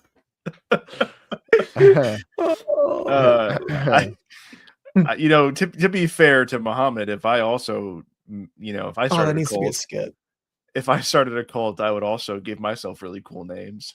I would say you guys have to call me this because it's respectful. you have to call me. I was gonna try to go with something on the spot. I don't want to do that because I feel like it'll be bad. All right. I had to send a message to Christian Gadfly for a skit idea based on that comment. Okay. So Allah has obliged upon anyone who converses with him in secrecy to give in charity prior to conversing with him in scarcity. But then it was abrogated. So if you wanted to talk to him, you had to pay money, and that's literally in the Quran. It's in the 80s or 90s. You have to pay him first. Yeah, you literally had to pay money to Muhammad. Not just like you didn't just get to talk to him and then pay him. You have to pay him before talking to him. Right, yeah. So it's not like you could just be like, "Hey man, your opinion was worthless. Can I get a refund?" No, you literally you had to pay before you could do it. Pay to pray. Pay to pray. Yeah. This might already be answered, so you may have the exact source to tell me about this. Do you think that is it possible that people paid Muhammad, asked him a question, and he thought, it's a good thought, and then he went away for a little bit, and he comes back with a new revelation? Came back with a revelation. Do you think people paid essentially to like have their ideas formed into the Quran? Yeah, I feel like there is a hadith about that, where he would go away after an argument, then come back with a revelation. Well, he would just do that anyways. Yeah, there were times where he just literally like would just stand up in the middle of a fight and be like, "I've just got a revelation to end this debate," and then would just spout that out. It's pretty funny. That's crazy. Yeah, debate. That's what I said? Funny. No. Oh yeah, no. Yeah, that's so funny. He's just like he starts losing a debate. He's like, "Oh, actually, God said I'm right." So right. he like fakes a seizure. He just starts like flopping around, and he's like, "Oh, guess what? God said I'm right." It's like, okay, get out of here! Or I'm cutting your head off. I don't remember what surah it is. Definitely not 26. Oh, it's 58. I knew it was towards the end of the Quran. This surah is just wild, man. It starts off with like, if you talk louder than Muhammad, you're basically going to hell, which is really funny. Oh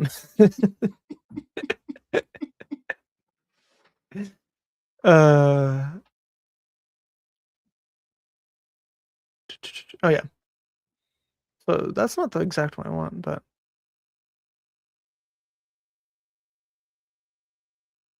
no. I was looking for the one where if you talk louder, okay, so here's part of it. Have you not seen those who were forbidden from secret talks, that they always return to what they were forbidden from, conspiring in sin, aggression, disobedience, messenger? And when they come to you, O Prophet, they greet you not as Allah greets you, and say to one another, why does Allah not punish us for what we say? Hell is enough for them, they will burn in it, and what an evil destination.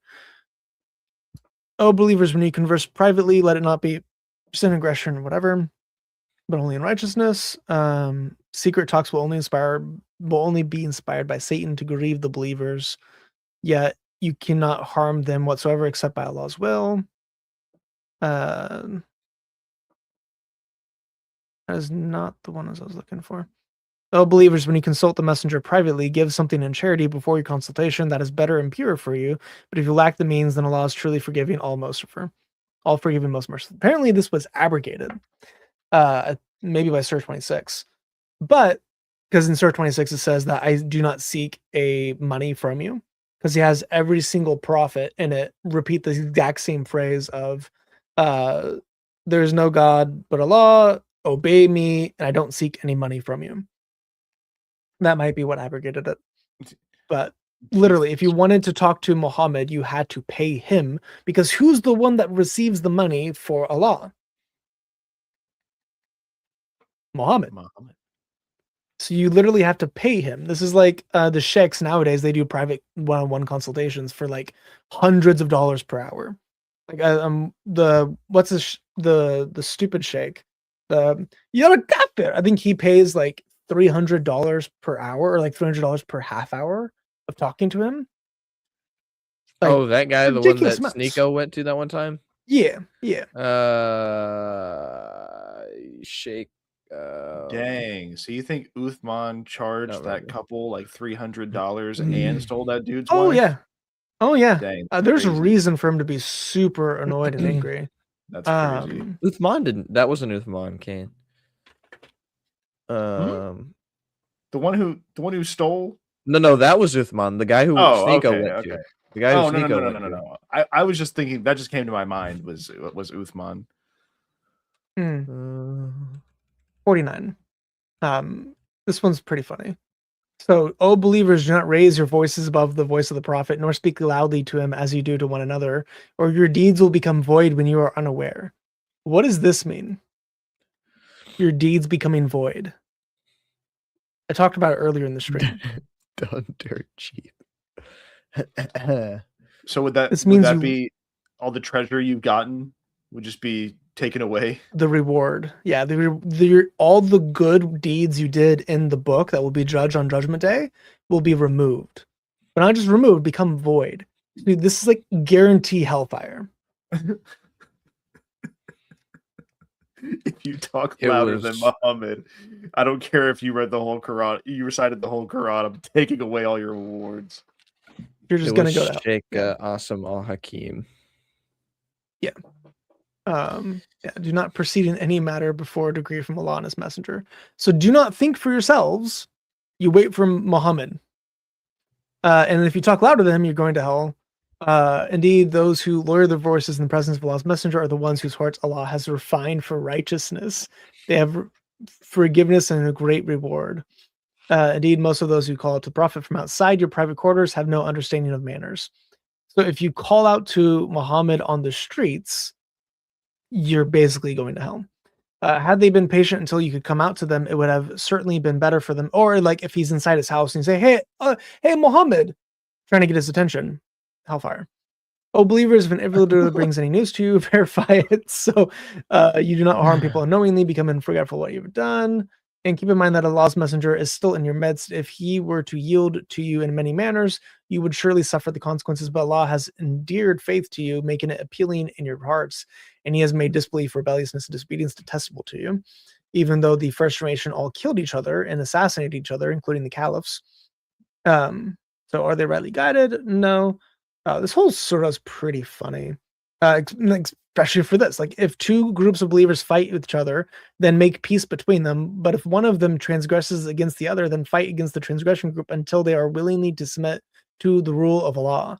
If they do so, then make peace between both groups in all fairness and act justly. So why are the Sunnis and Shiite fighting each other? Because they're both heretics from the other person's view, and they're not willing to submit to the caliph. But it's not that they're not willing to submit to Allah. It's not willing to submit to, Shia make Ali their god instead of Muhammad.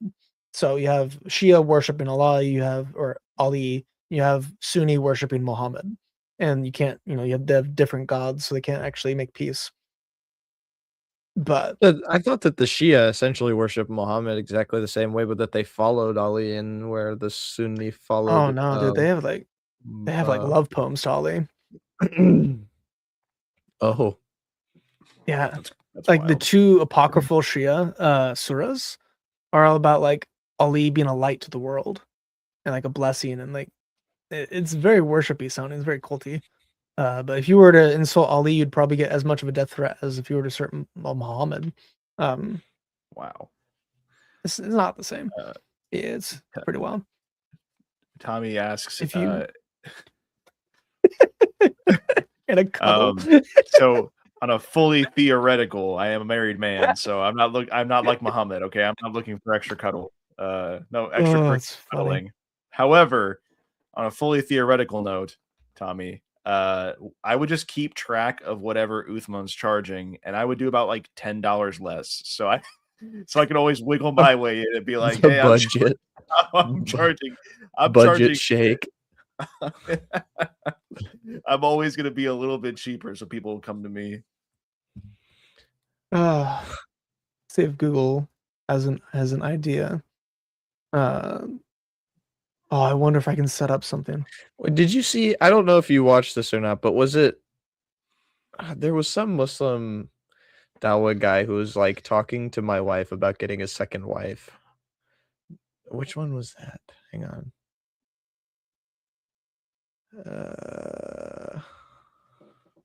You have to apply. I want to see what the rates are. I can't remember. Man, guys, why are we even talking about this? It's like, don't you know that Christianity also supports polygamy? Yes.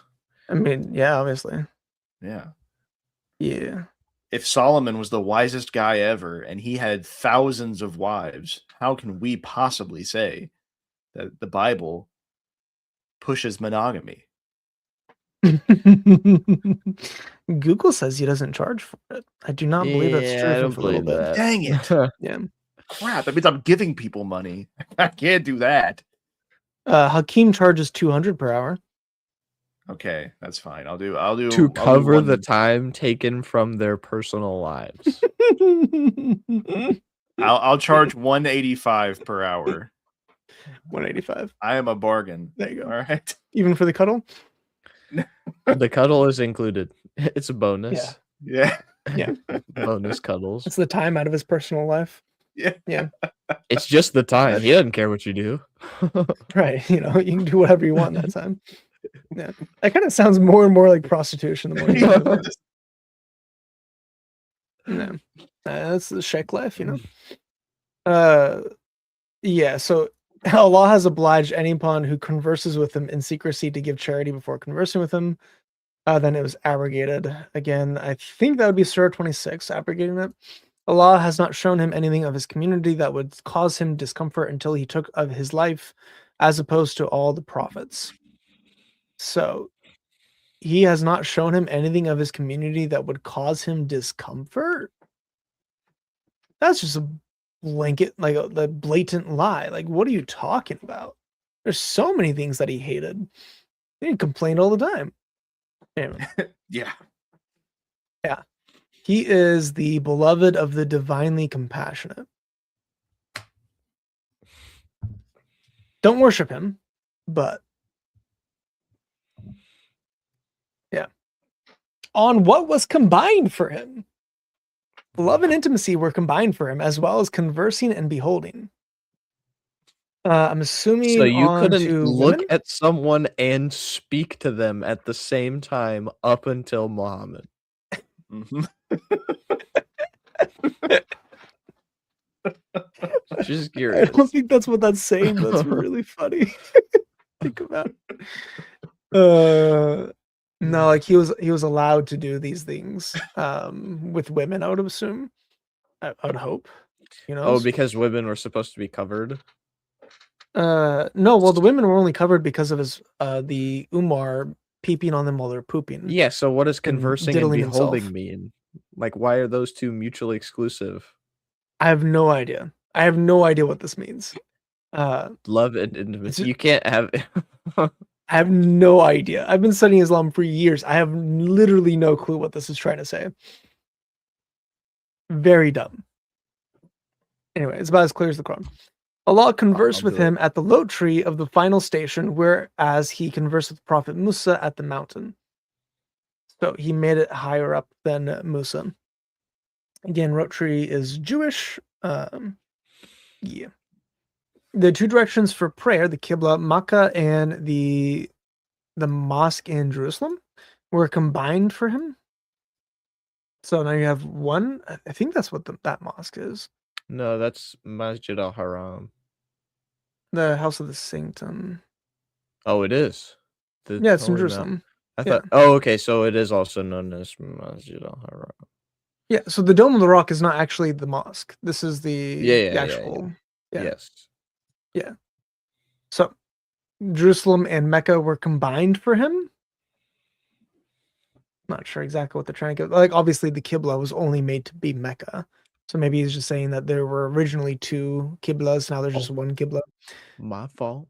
The Masjid al-Haram is the Kaaba one. I was wrong.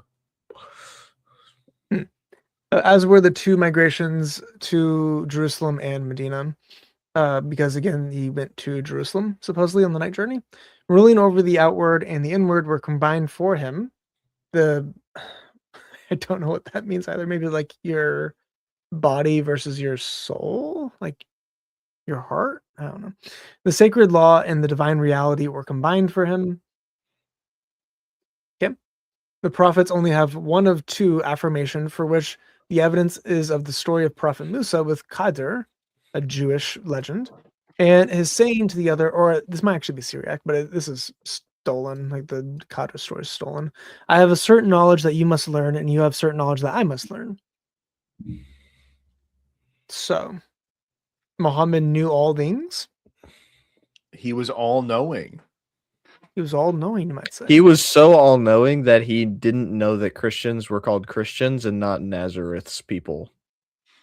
You know, it's interesting actually. Which book was I reading? I think that it was it was In the Shadow of the Sword, because it finally got to talking about Muhammad in the last hour or two of the book was actually about Muhammad. The whole thing was just the build up to Muhammad, but there was a group of Christians that were heretics that were based on who he was talking about, who I think did elevate Mary to a almost divine status.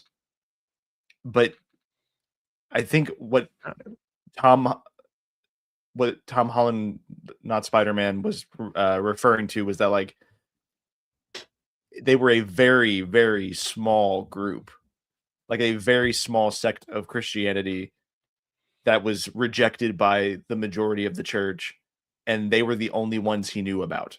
Like, he didn't get around many others. And so he just called them that because that's all he knew them by, was that name. I forget. I need to re-listen. They called themselves Nasara? Yeah. Oh. The Nazarenes. I mean, there's people today that call themselves the Nazarenes.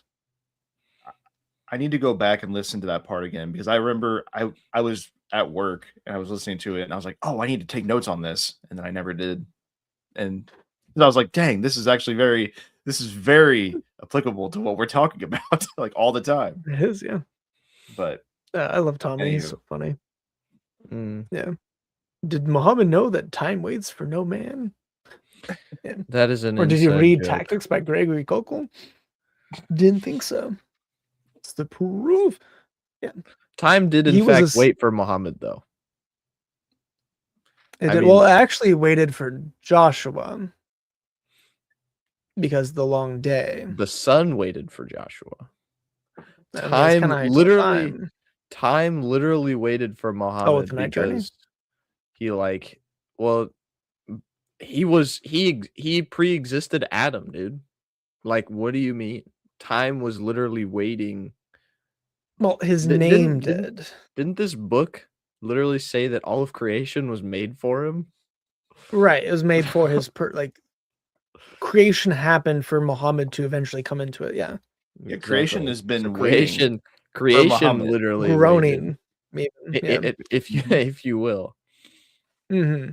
Yeah, and he's not God. You don't worship him. He was assisted with awe in the distance of a month in traveling time in front of him and a month behind him. Again, I don't know why the rabbinics use this distance as well. They say a year distance. I don't get it, man. But the Jews use this, and that's likely where they're getting it from too. They're just combining it. But they go by the number of days that you travel as a distance, because they don't have miles or kilometers, any of that stuff.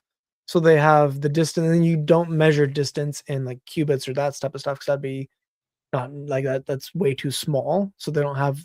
So like, hey, that was a year away, and that would be a unit of distance, not a unit of time. So he was assisted in traveling distance of a month in front of him and behind him. So maybe he either traveled in super speed, or he was just like given supernatural ability to endure it. But he was insisted with traveling. He was given comprehensive speech. Not true. He was given the keys of the treasures of the earth upon a piebald horse covered with an amaranth of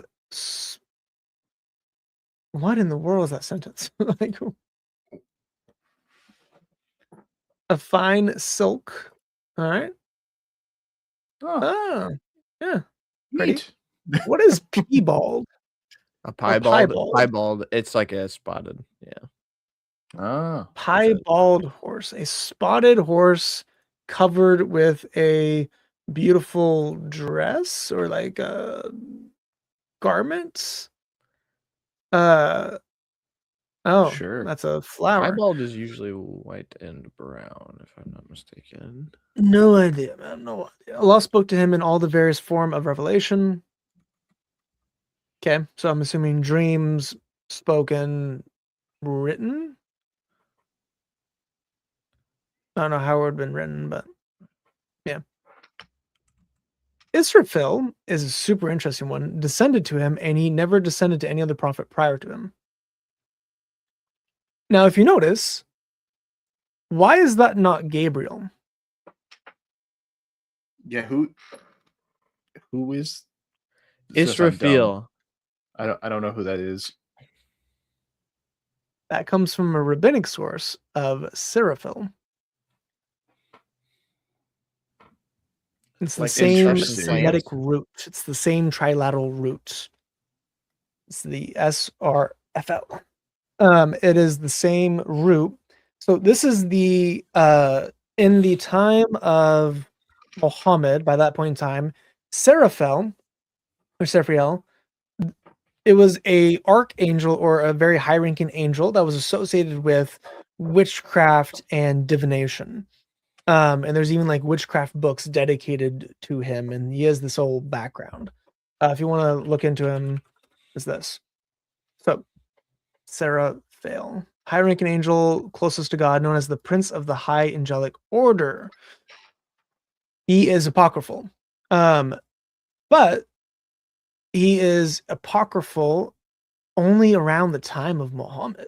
And interestingly, the earliest sources, other sources we have, it's not always Gabriel coming to Muhammad. It was originally Israfil, and then that got changed to Gabriel. So we have actually more than one angel named coming to Muhammad. And there's contradictory sources of who actually revealed the Quran in the Islamic sources. Oh. Interesting. And both are rabbinic. Even more interesting. That's crazy. I found that out during the Talmudic dilemma stuff. So the Talmudic dilemma is just the gift that keeps on giving. It really is. Studying the rabbis has been super helpful for understanding Islam. But yeah, you can look into this. It's pretty interesting. And this is literally do you know what the seraph is? Like, his name basically means like the angel made of fire. Oh. He's a being of fire. Interesting. So Jibril isn't a being of fire. Protector of Metatron. Yeah. Part of the Merkaba stuff. Like, again, it's like proto Merkaba, and there's a lot of proto Merkaba stuff in Islam. That's one of them. But again, there is no consistency within Islam on anything. Fun. Yeah. Probably do a video on that or something sometime. But currently going through the prophets for the Talmudic stuff. He was given knowledge of all things other than the 5 that were mentioned in Surah Luqman, and they are, as Allah says, verily is Allah with whom is the knowledge of the hour. That's also a contradiction in the Quran. He sends down the rain and knows what is in the wombs. No soul knows what it will earn tomorrow. No soul knows what it will land, what land it will die. It is also said, he was given them, but he was encouraged to conceal them, and the difference lies regarding the soul also. So Muhammad was given the knowledge of possibly the hour, but probably of what he's going to earn and where he's going to die. I'm assuming that that's the primary thing that they're referring to. But he's given the special knowledge. He's given knowledge of all things. Other than the 5 other than those 5 things, yeah. So other than these, all right, I misread that. But again, he's all knowing. He's God.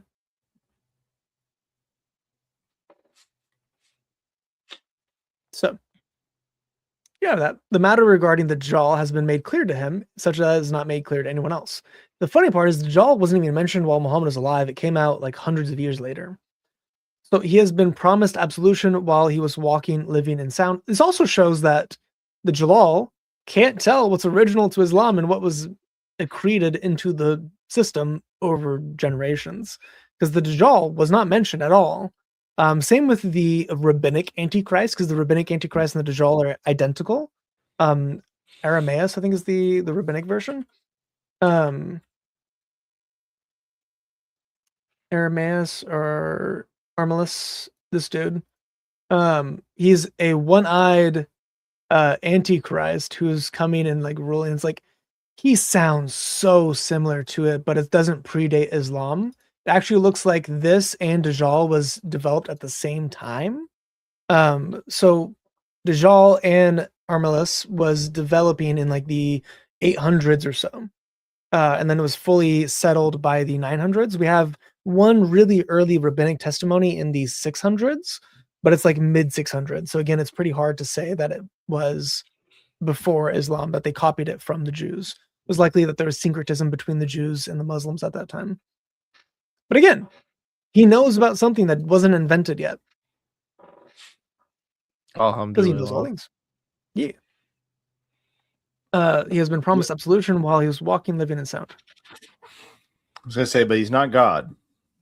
He's not God. He's not God, no. But he knew things before they ever happened.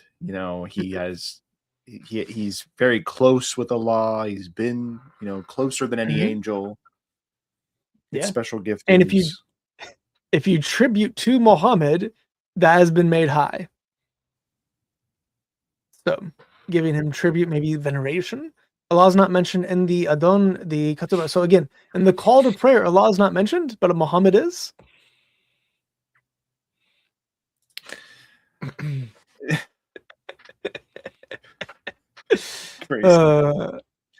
Yeah. Insane. Allah is not guaranteed safety to any one of his creatures except for Muhammad. That didn't work out. He was murdered. So again, allegedly. Allegedly. No soul knows what has to happen to it, but not this man, about whom was made clear to us that his past and future accusations have been forgiven for him. So again, that would be part of the contradiction of the previous one, which might be why it said, other than the soul thing, which would be he literally knows what's going to happen to him tomorrow, and so he knows the future, and he knows where he's going to die. But not how he's going to die, because he still ate the poison. Or maybe that's what he wanted you to think. He just wanted to eat the poison. He just loved it so much. For the love of the game, he ate the poison. For the love of the game. Yeah. Doesn't the term Antichrist imply the belief in Christ? Yes. Indeed it does. The Jews do believe in the Christ. They just don't believe Jesus is the Christ. Christ just means Messiah. Christos. So yes, Jews are messianic. They believe in a Messiah that will come. They just don't think it's Jesus. Other than Messianic Jews who believe in Jesus as the Messiah. Yeah, they still have an Antichrist. They talk about the Antichrist. They talk about the Christ. They talk about Messiah a lot in the Talmud. Surprising amount. Yeah. So his entire community was present before him, and he saw them, and he was shown what was to happen to his community until the last hour comes. McCain is on my Discord server, Tommy, if you want to invite him. Anyway, the creatures were presented to him, all of them from Prophet Adam and all those after him, just as Prophet Adam was given knowledge of all things. So Adam was also given knowledge of all things, just like Muhammad. This is during the last hour. So everything's going to be passed before Muhammad during Judgment Day. But he's not God. He is the leader of the descendants of the Prophet Adam, which is literally all humans. The most noble to Allah of all creatures, the most excellent of the messengers, and all of the proximate angels. He is more perspicacious. Yeah, perspicacious. Having ready insight into an understanding of things. Man, they took out $5 words for this. He is more perspicacious than all of creation. Again, not God. He was supported by 4 ministers: Jibril, Michael, so 2 different archangels plus Israfil, which is not mentioned here, Abu Bakr and Umar. Poor Ali didn't make the cut. Neither did Uthman. He was given 14 nobles as his companions, whereas every other prophet was given 7. One who seeks his company is in safety. His wives were his aides. So one of his 4 supporters also would like diddle himself to his wives. So great community that he had. Okay. It's just what happened. His daughters and his wives are the most excellent women of all. Oh, not only was he was watching them go to the bathroom. So, yeah, imagine like, hey, my best friend is like over there, like just watching my wife's pee in the bush, and he comes up to her afterward and says, "I saw you," which is literally what happened. I'm not even kidding. I'm not exaggerating. That's literally what happened, according to the Sirah. Oh, it's so creepy. That's why they have hijabs. That's why they have burqas. Is so that Umar could continue to look at the women. Oh. Yeah. Oh, that's so icky. Fun little history thing. Yeah. But I guess watching them go to the bathroom is still better than being attracted to children. I mean, you know what? I guess. Yeah. The reward of an admonishment to his wives is multiplied. His companions are the best of all creation other than the prophets. They approximate the number of the prophets. They are all distinguished jurists. And thus the Holy Prophet said, my companions are like the stars. Any of them you follow, you shall be guided. Yet they all killed each other. The final Gunner boss is Umar. Oh, dude. on the topic of they all killed each other, again, when I was finishing up that book, so he starts listing off everything that happened post Muhammad, and he just keeps naming different names of leaders who took over, and I was like, man, it's got to be like a while now. And then he mentioned Muhammad's grandson, and I said, bro, we're like 5 names in. What are you talking about? And then I looked it up, and it was only like, I think like 45 years between his death and like the 5th caliph. It's like, oh, they were really just killing each other immediately. Like, yeah, they literally went to war immediately after. They got like a couple years each. I think actually 45 might be generous. I think that it may have been like less 9, than that, yeah, like less, like not long. Right, it's like the 5th or 6th or 7th caliph is still a companion of Muhammad. Yeah. It was just like, it's bad in the way like so much happens, and so the book is just narrating so much, so it made me assume it was a long amount of time. No. Once he said it was the grandson of Muhammad, I went, whoa. We are not that far removed, are we? Right. Like, yeah. Hold on. The leader of the faithful and the mother of the faithful went to war and killed each other. But obviously, no, they're all stars. They're all wonderful guys. They're all jurists. If you talk to any of them, you will get wisdom. Yeah, I forget what verse that violates in the Quran about like well, it's also in the Hadiths. Yeah, like don't kill each other. I showed it earlier. Yeah, you did. Yeah. Do not fight each other. Do not kill each other. Mm-hmm. Come to peace. Let there be peace among the brothers. Malik must have missed that one too.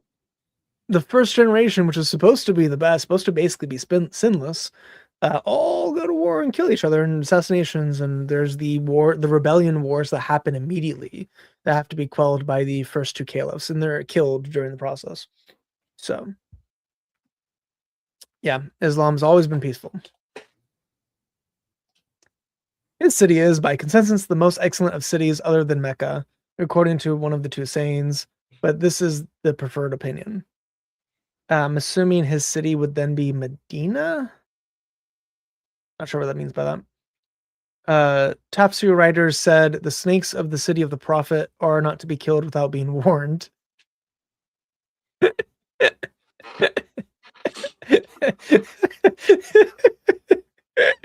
They have to warn the actual snakes. The snakes are so holy in Medina that you have to warn the snakes before killing them because they're probably Muslim. Mm-hmm. Oh, what are we doing here?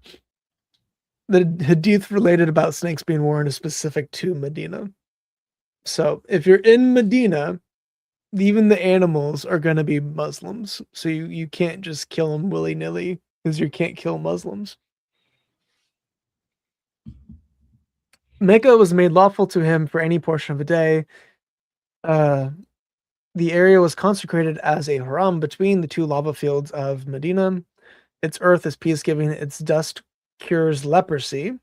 Half the stomachs of its goats and sheep is equal to twice of that of the goats and sheep of other cities. So I'm assuming what they're eating is equal to twice of that, but its dust cures leprosy. Detroit's better than Mecca. It's true. It just straight up is true. There's less crime. Yeah, it's interesting. Mecca is the groping capital of the world. It's the essay capital of the world. There's more essays that happen there.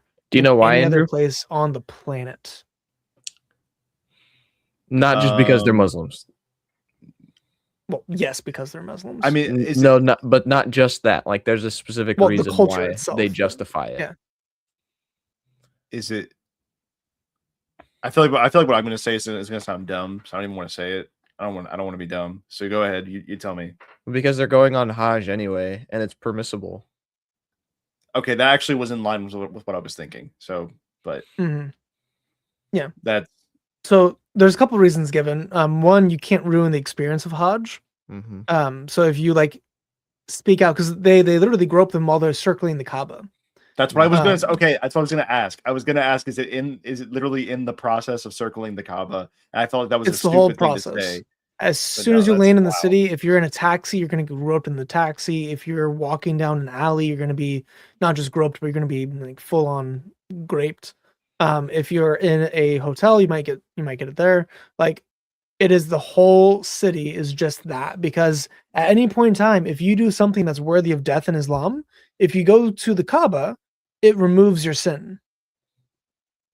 So you can do whatever you want in Mecca and just go to the Kaaba after, and you're holy again. Which is why the Dawah bros on all of their Dawah trips to Mecca they go out and go clubbing with trannies, according to Malik. So they're going out, they're having gay sex with men who call themselves women, and then go to the Kaaba after, and it's fine. That's Islam. Whew. But women are warned before they go that they will be groped, and so are the men, because the men are also groped while they're there, because you can get your gayness forgiven as well. So, yeah. I think the silly part was that my mentality was a little bit more innocent-minded, is that they were just also packed in together around the Kaaba. That no, just, but no, it sadly is. Yeah, way no, more, it's intentional. Yeah, way darker than I was thinking. The old dudes are literally desiring it, so they just wait around and do it. Yeah. But again, it talks about like there's this old saying that the women are for breeding, the boys are for fun. So it's been part of the culture for centuries. Yeah. I've heard of women leaving Islam because of their experience in Hajj. You would expect it. It's funny because we watched as a 8th grader, I believe 7th or 8th grader, we watched this video in history class. It's not history. Anyways, it was like a national geography type social studies class. And we were studying religions for fun because I trust the public school system to teach about those. And they started talking about Islam, and they gave all the 5 pillars and all that stuff. And then she put on a movie about the Hajj. And I'm racking my brain, and for the life of me, I can't remember when they said that women got groped there in that movie. I can't. I don't know. Maybe I just missed that part. Yeah. There was a movement called Mecca Me Too. Whenever the Me Too was happening, and Mosque Me Too, and Mosque Me Too. Yeah. So the Mosque Me Too thing. There we go. Mosque Me Too actually happened, and then 100 women speak out about really like what actually happened there, and it's pretty bad. It is incredible. A lot of these stories, and a lot of these stories also got just taken off the internet almost immediately. So they're not actually saved, but I wish we had a lot of these saved. But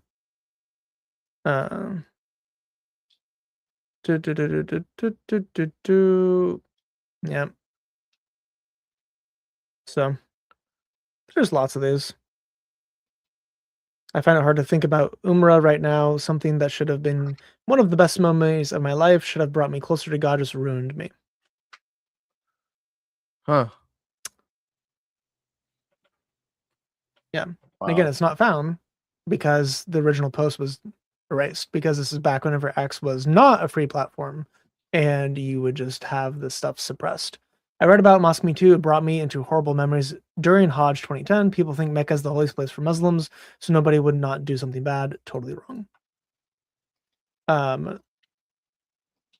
Pilgrim groups are warned about groping during Taraf, like when you're preparing. My father walked behind my mother during the Taraf to protect her. Men don't act surprised. Yeah, they literally would form. So I've heard stories from ex-Muslims where they had to form male shields around the women, so that they would go in like groups of like 5 couples, and all the women would be in the middle, and then you have the men circling them, so that they don't get overly. So the men would be touched, but the women wouldn't be touched. Yeah. I stay with my sisters who've experienced SA in environments they thought would be safe. Terrible people can inhabit holy spaces. It's not just terrible people; it's a lot of them. It's like a vast. I don't know if it's a majority because we don't have statistics on it, but it's a significant number. It is telling of their own character. As Muslims, it's our duty to advocate for our sisters who are facing injustice.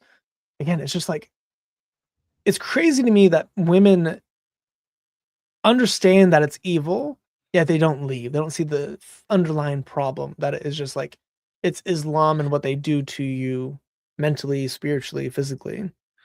I will say one thing about the Hajj movie that we did watch that was true.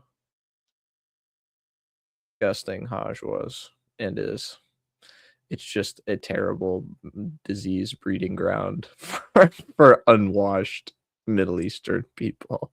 I swear. Like, I watched the whole thing and I was like, what? Is there hand sanitizer? Like, they're all just sitting around. Like, it was just like I could not do that. The crazy part is their practices come from Muhammad. Muhammad is worse than that because it was like earlier in time. So imagine what they're doing, amplified, plus him doing it with 9 women in one go. How gross he would have been by the end of it. But it's not just like the sexual stuff. It's just like the general like level of hygiene. Cleanliness is right, but abysmal. You get way dirtier during intercourse. Oh, sure. So the level of hygiene he would have been in at the end of that event, what he would have smelled like. Yeah. Hey, Sebastian. Insane. Yes. Yeah, yep. It's happened in America too. It happens a lot in Pakistan. Pakistan, I think, is the leader of acid splashes.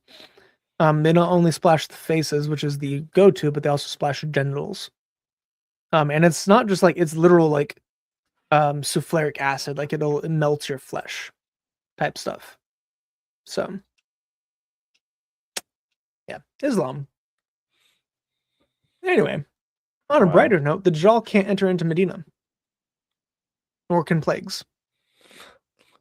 Oh, did they Pretty know? sure the last one is. Dajjal already did. Fever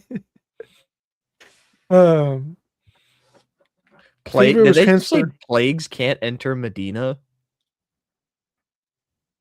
Yep. All right. Well, this one is provable.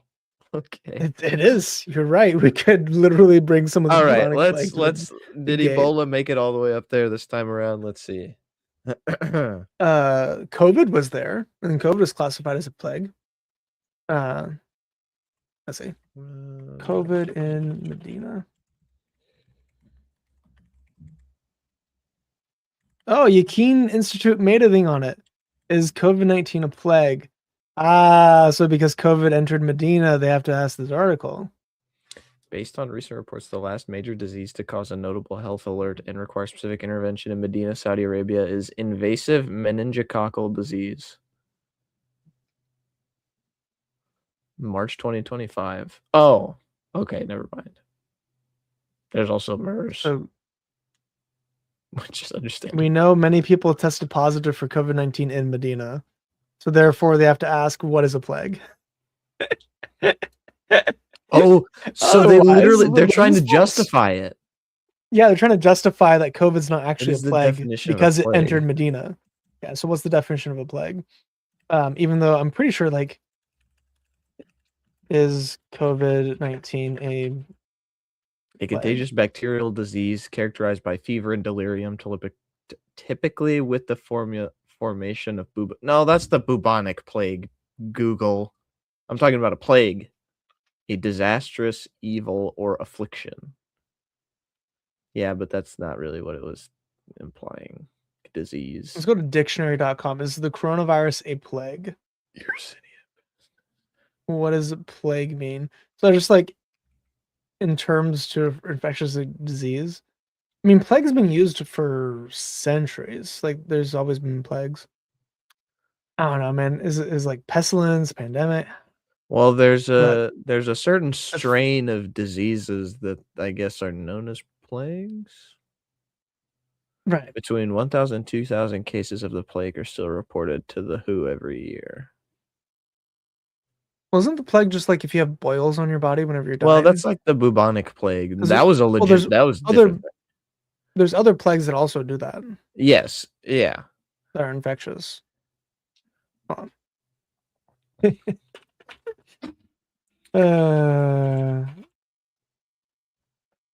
A contagious bacterial disease characterized by fever and delirium, typically with the formation of buboes and sometimes infected lungs. Yeah, but that's not the definite, like, that's a characteristic of the bubonic plague. We're talking about just a plague in general. Yeah, it just means disease.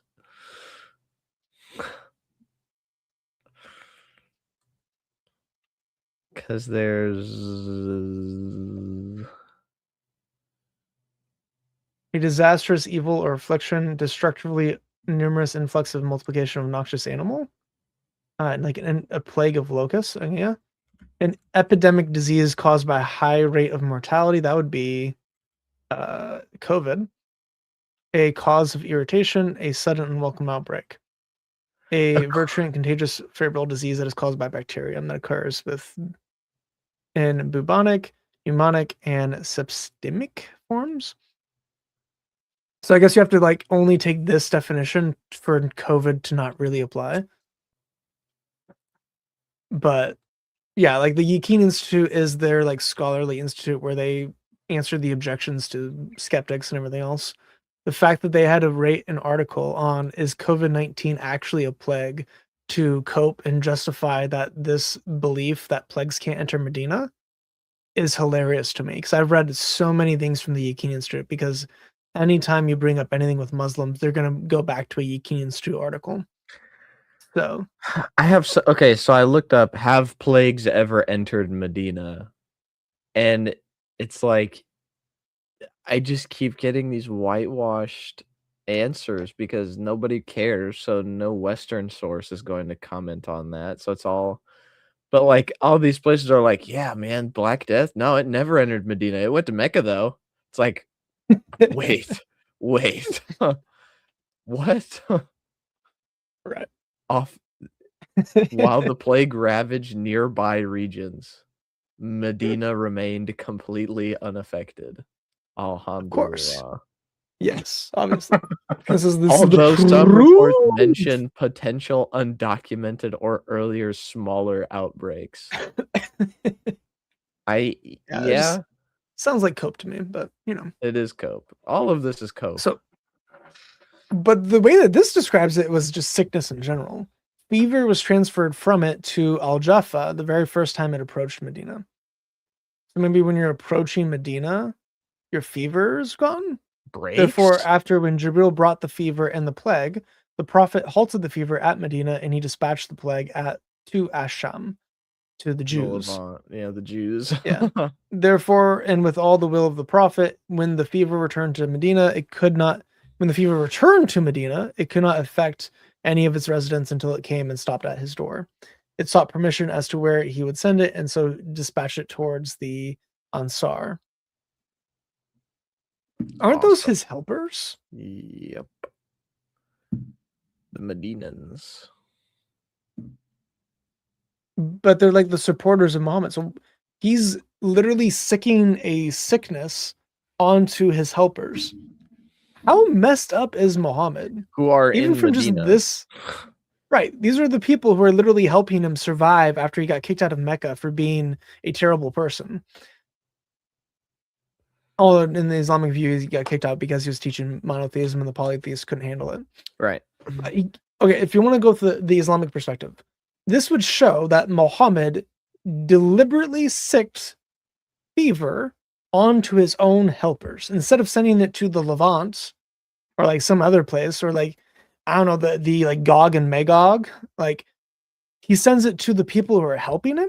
Wouldn't that just be either Muhammad being evil or just a cope that this still happened? This just seems super messed up for Muhammad if he's supposed to be a holy person. Why would he deliberately injure his helpers? I mean, he's in line with the teachings of Allah. You know, Allah hurts Muslims all the time. Right. And he has full exhaustive control over all reality. So like anytime anything bad happens to any Muslims, no matter how devout they are, Allah commanded it to be that way. So he's just taking after that. He's like, if Allah can do it, you know, it's good. It builds character. Of course. Yeah. Disease. So remember character. Remember, Muhammad, my arm is rotting off. It's for your own good, buddy. I promise. You're gonna get a lot of treasure out of this. Oh yeah. The dead in their graves are questioned about Muhammad. I can't wait to get questioned about Muhammad. The angel of death sought Muhammad's permission to take his life, whereas it did not seek the permission of any other prophet prior to him. Or you could just say any other prophet because there's none after him. Because the angel of death didn't seek Isa at all. Right. Yeah. The angel of death sought his permission. You pull up Sebastian's comment, Andrew. Oh, yeah. The third one. Oh, come on. This one? Yeah. All right, Matthew. You got it. Imagine. And then he had this other one. Yeah. Have you guys seen there's a scene in The Chosen? And it's I think it's James, and it's Jesus talking to James, and James is asking like why Jesus won't take away his he has like a bad leg or something. And it's like this really emotional scene. Now that just made me think about like somebody in the group just got given blindness. I'm like, hey Jesus, I get it, but like, what are we doing here? What's going on? You just play hot potato with the blindness and just like, oh no, I don't have. No, Judas, he's gonna die anyways. Just brings that. Oh, yeah. You can't have intercourse with anyone he's had intercourse with, which is why he saved his aunt for whenever she was gone. The piece of land wherein he is buried is more excellent than the Kaaba and also the divine throne. What? He's not God, guys. He's not God, but where he's buried is more excellent than the divine throne and the Kaaba, which is also God's presence on earth. What?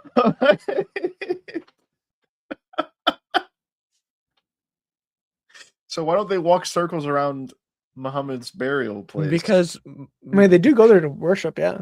they do, yeah. Okay. Yeah. The green house, I think is the name of it. Yeah. But his corpse is still there. It's still in perfect condition. So again, Islam can be proved instantaneously if you just open up Muhammad's tomb. Because you should see a perfectly preserved Muhammad there. They could prove it. I feel like they would do that if they were, if they weren't afraid of all the Muslims like trying to rape his dead body. You know what I'm saying? Well, his body couldn't be tarnished, so there's no injury in doing so. Yeah, hey. Yeah. Anyway, let's get Al-Zudid again. Again, they don't worship him, but his corpse is greater than Allah's throne. The piece of land, I just read that, it is prohibited for anyone to adopt his filial appellation. Okay. This is also said with regard to his name, Muhammad. That didn't happen. Oh, that did not happen. That is the opposite of what happened in history. It is also said with regard to taking the name Kazim, so that one's father may not be given the filial appellation Abu Kazim. So you cannot name your kid Muhammad.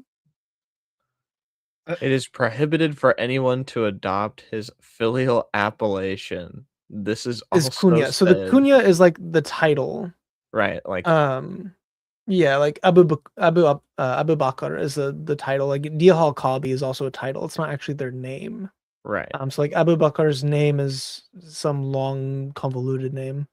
It's like 7 ibns. But you cannot be called Muhammad because Muhammad's not his name.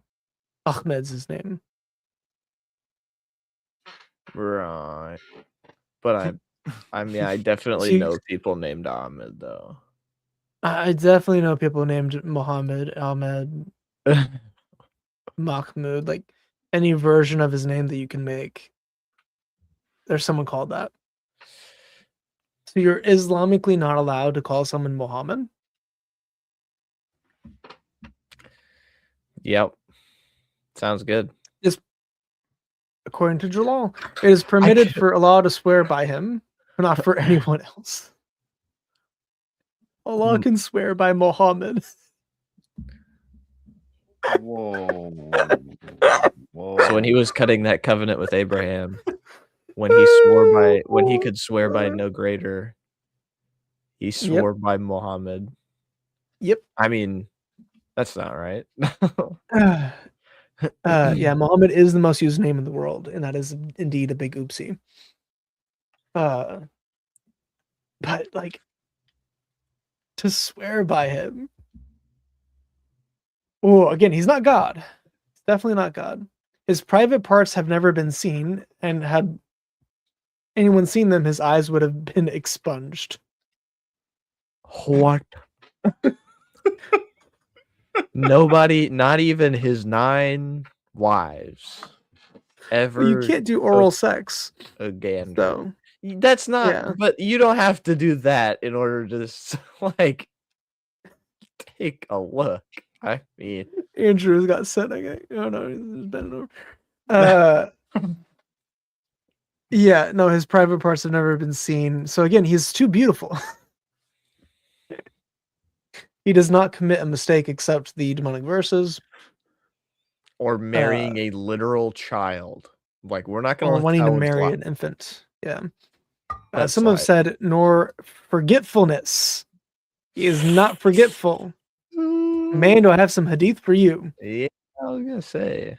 Or when he retold the same story multiple times in different surahs, and you can tell you can obviously tell that he remember how he recited it the prior time? Yeah, it's among his unique particulars, which is the name of the book, that he's an amalgamation of the qualities of all the prophets. He is the prophet of the prophets. There's no prophet who has particularity of his prophethood in his respective community, except that one of the scholars in this community represents the prophet in his respective community and assumes that domain during his time. I have no idea what that was trying to say. That just seems like a nonsense sentence. Yeah, word salad. The scholars of my community are like the prophets of the Bani Israel, even though they went and killed each other. And has been narrated, a scholar among his people is like a prophet to his community. So again, this might just be the scholars making it up to have their own version of the cult, because that's what Muhammad did. But especially because this is like hadith. It came hundreds of years later by a scholar.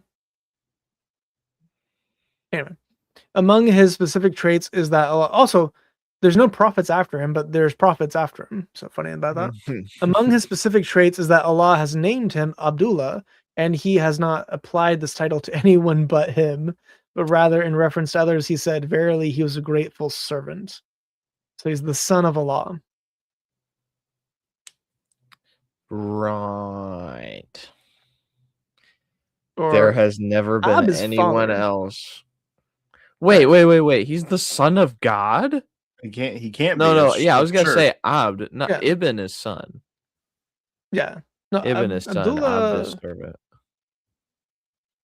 means like literal meaning. Abd is father. No. Abd is servant.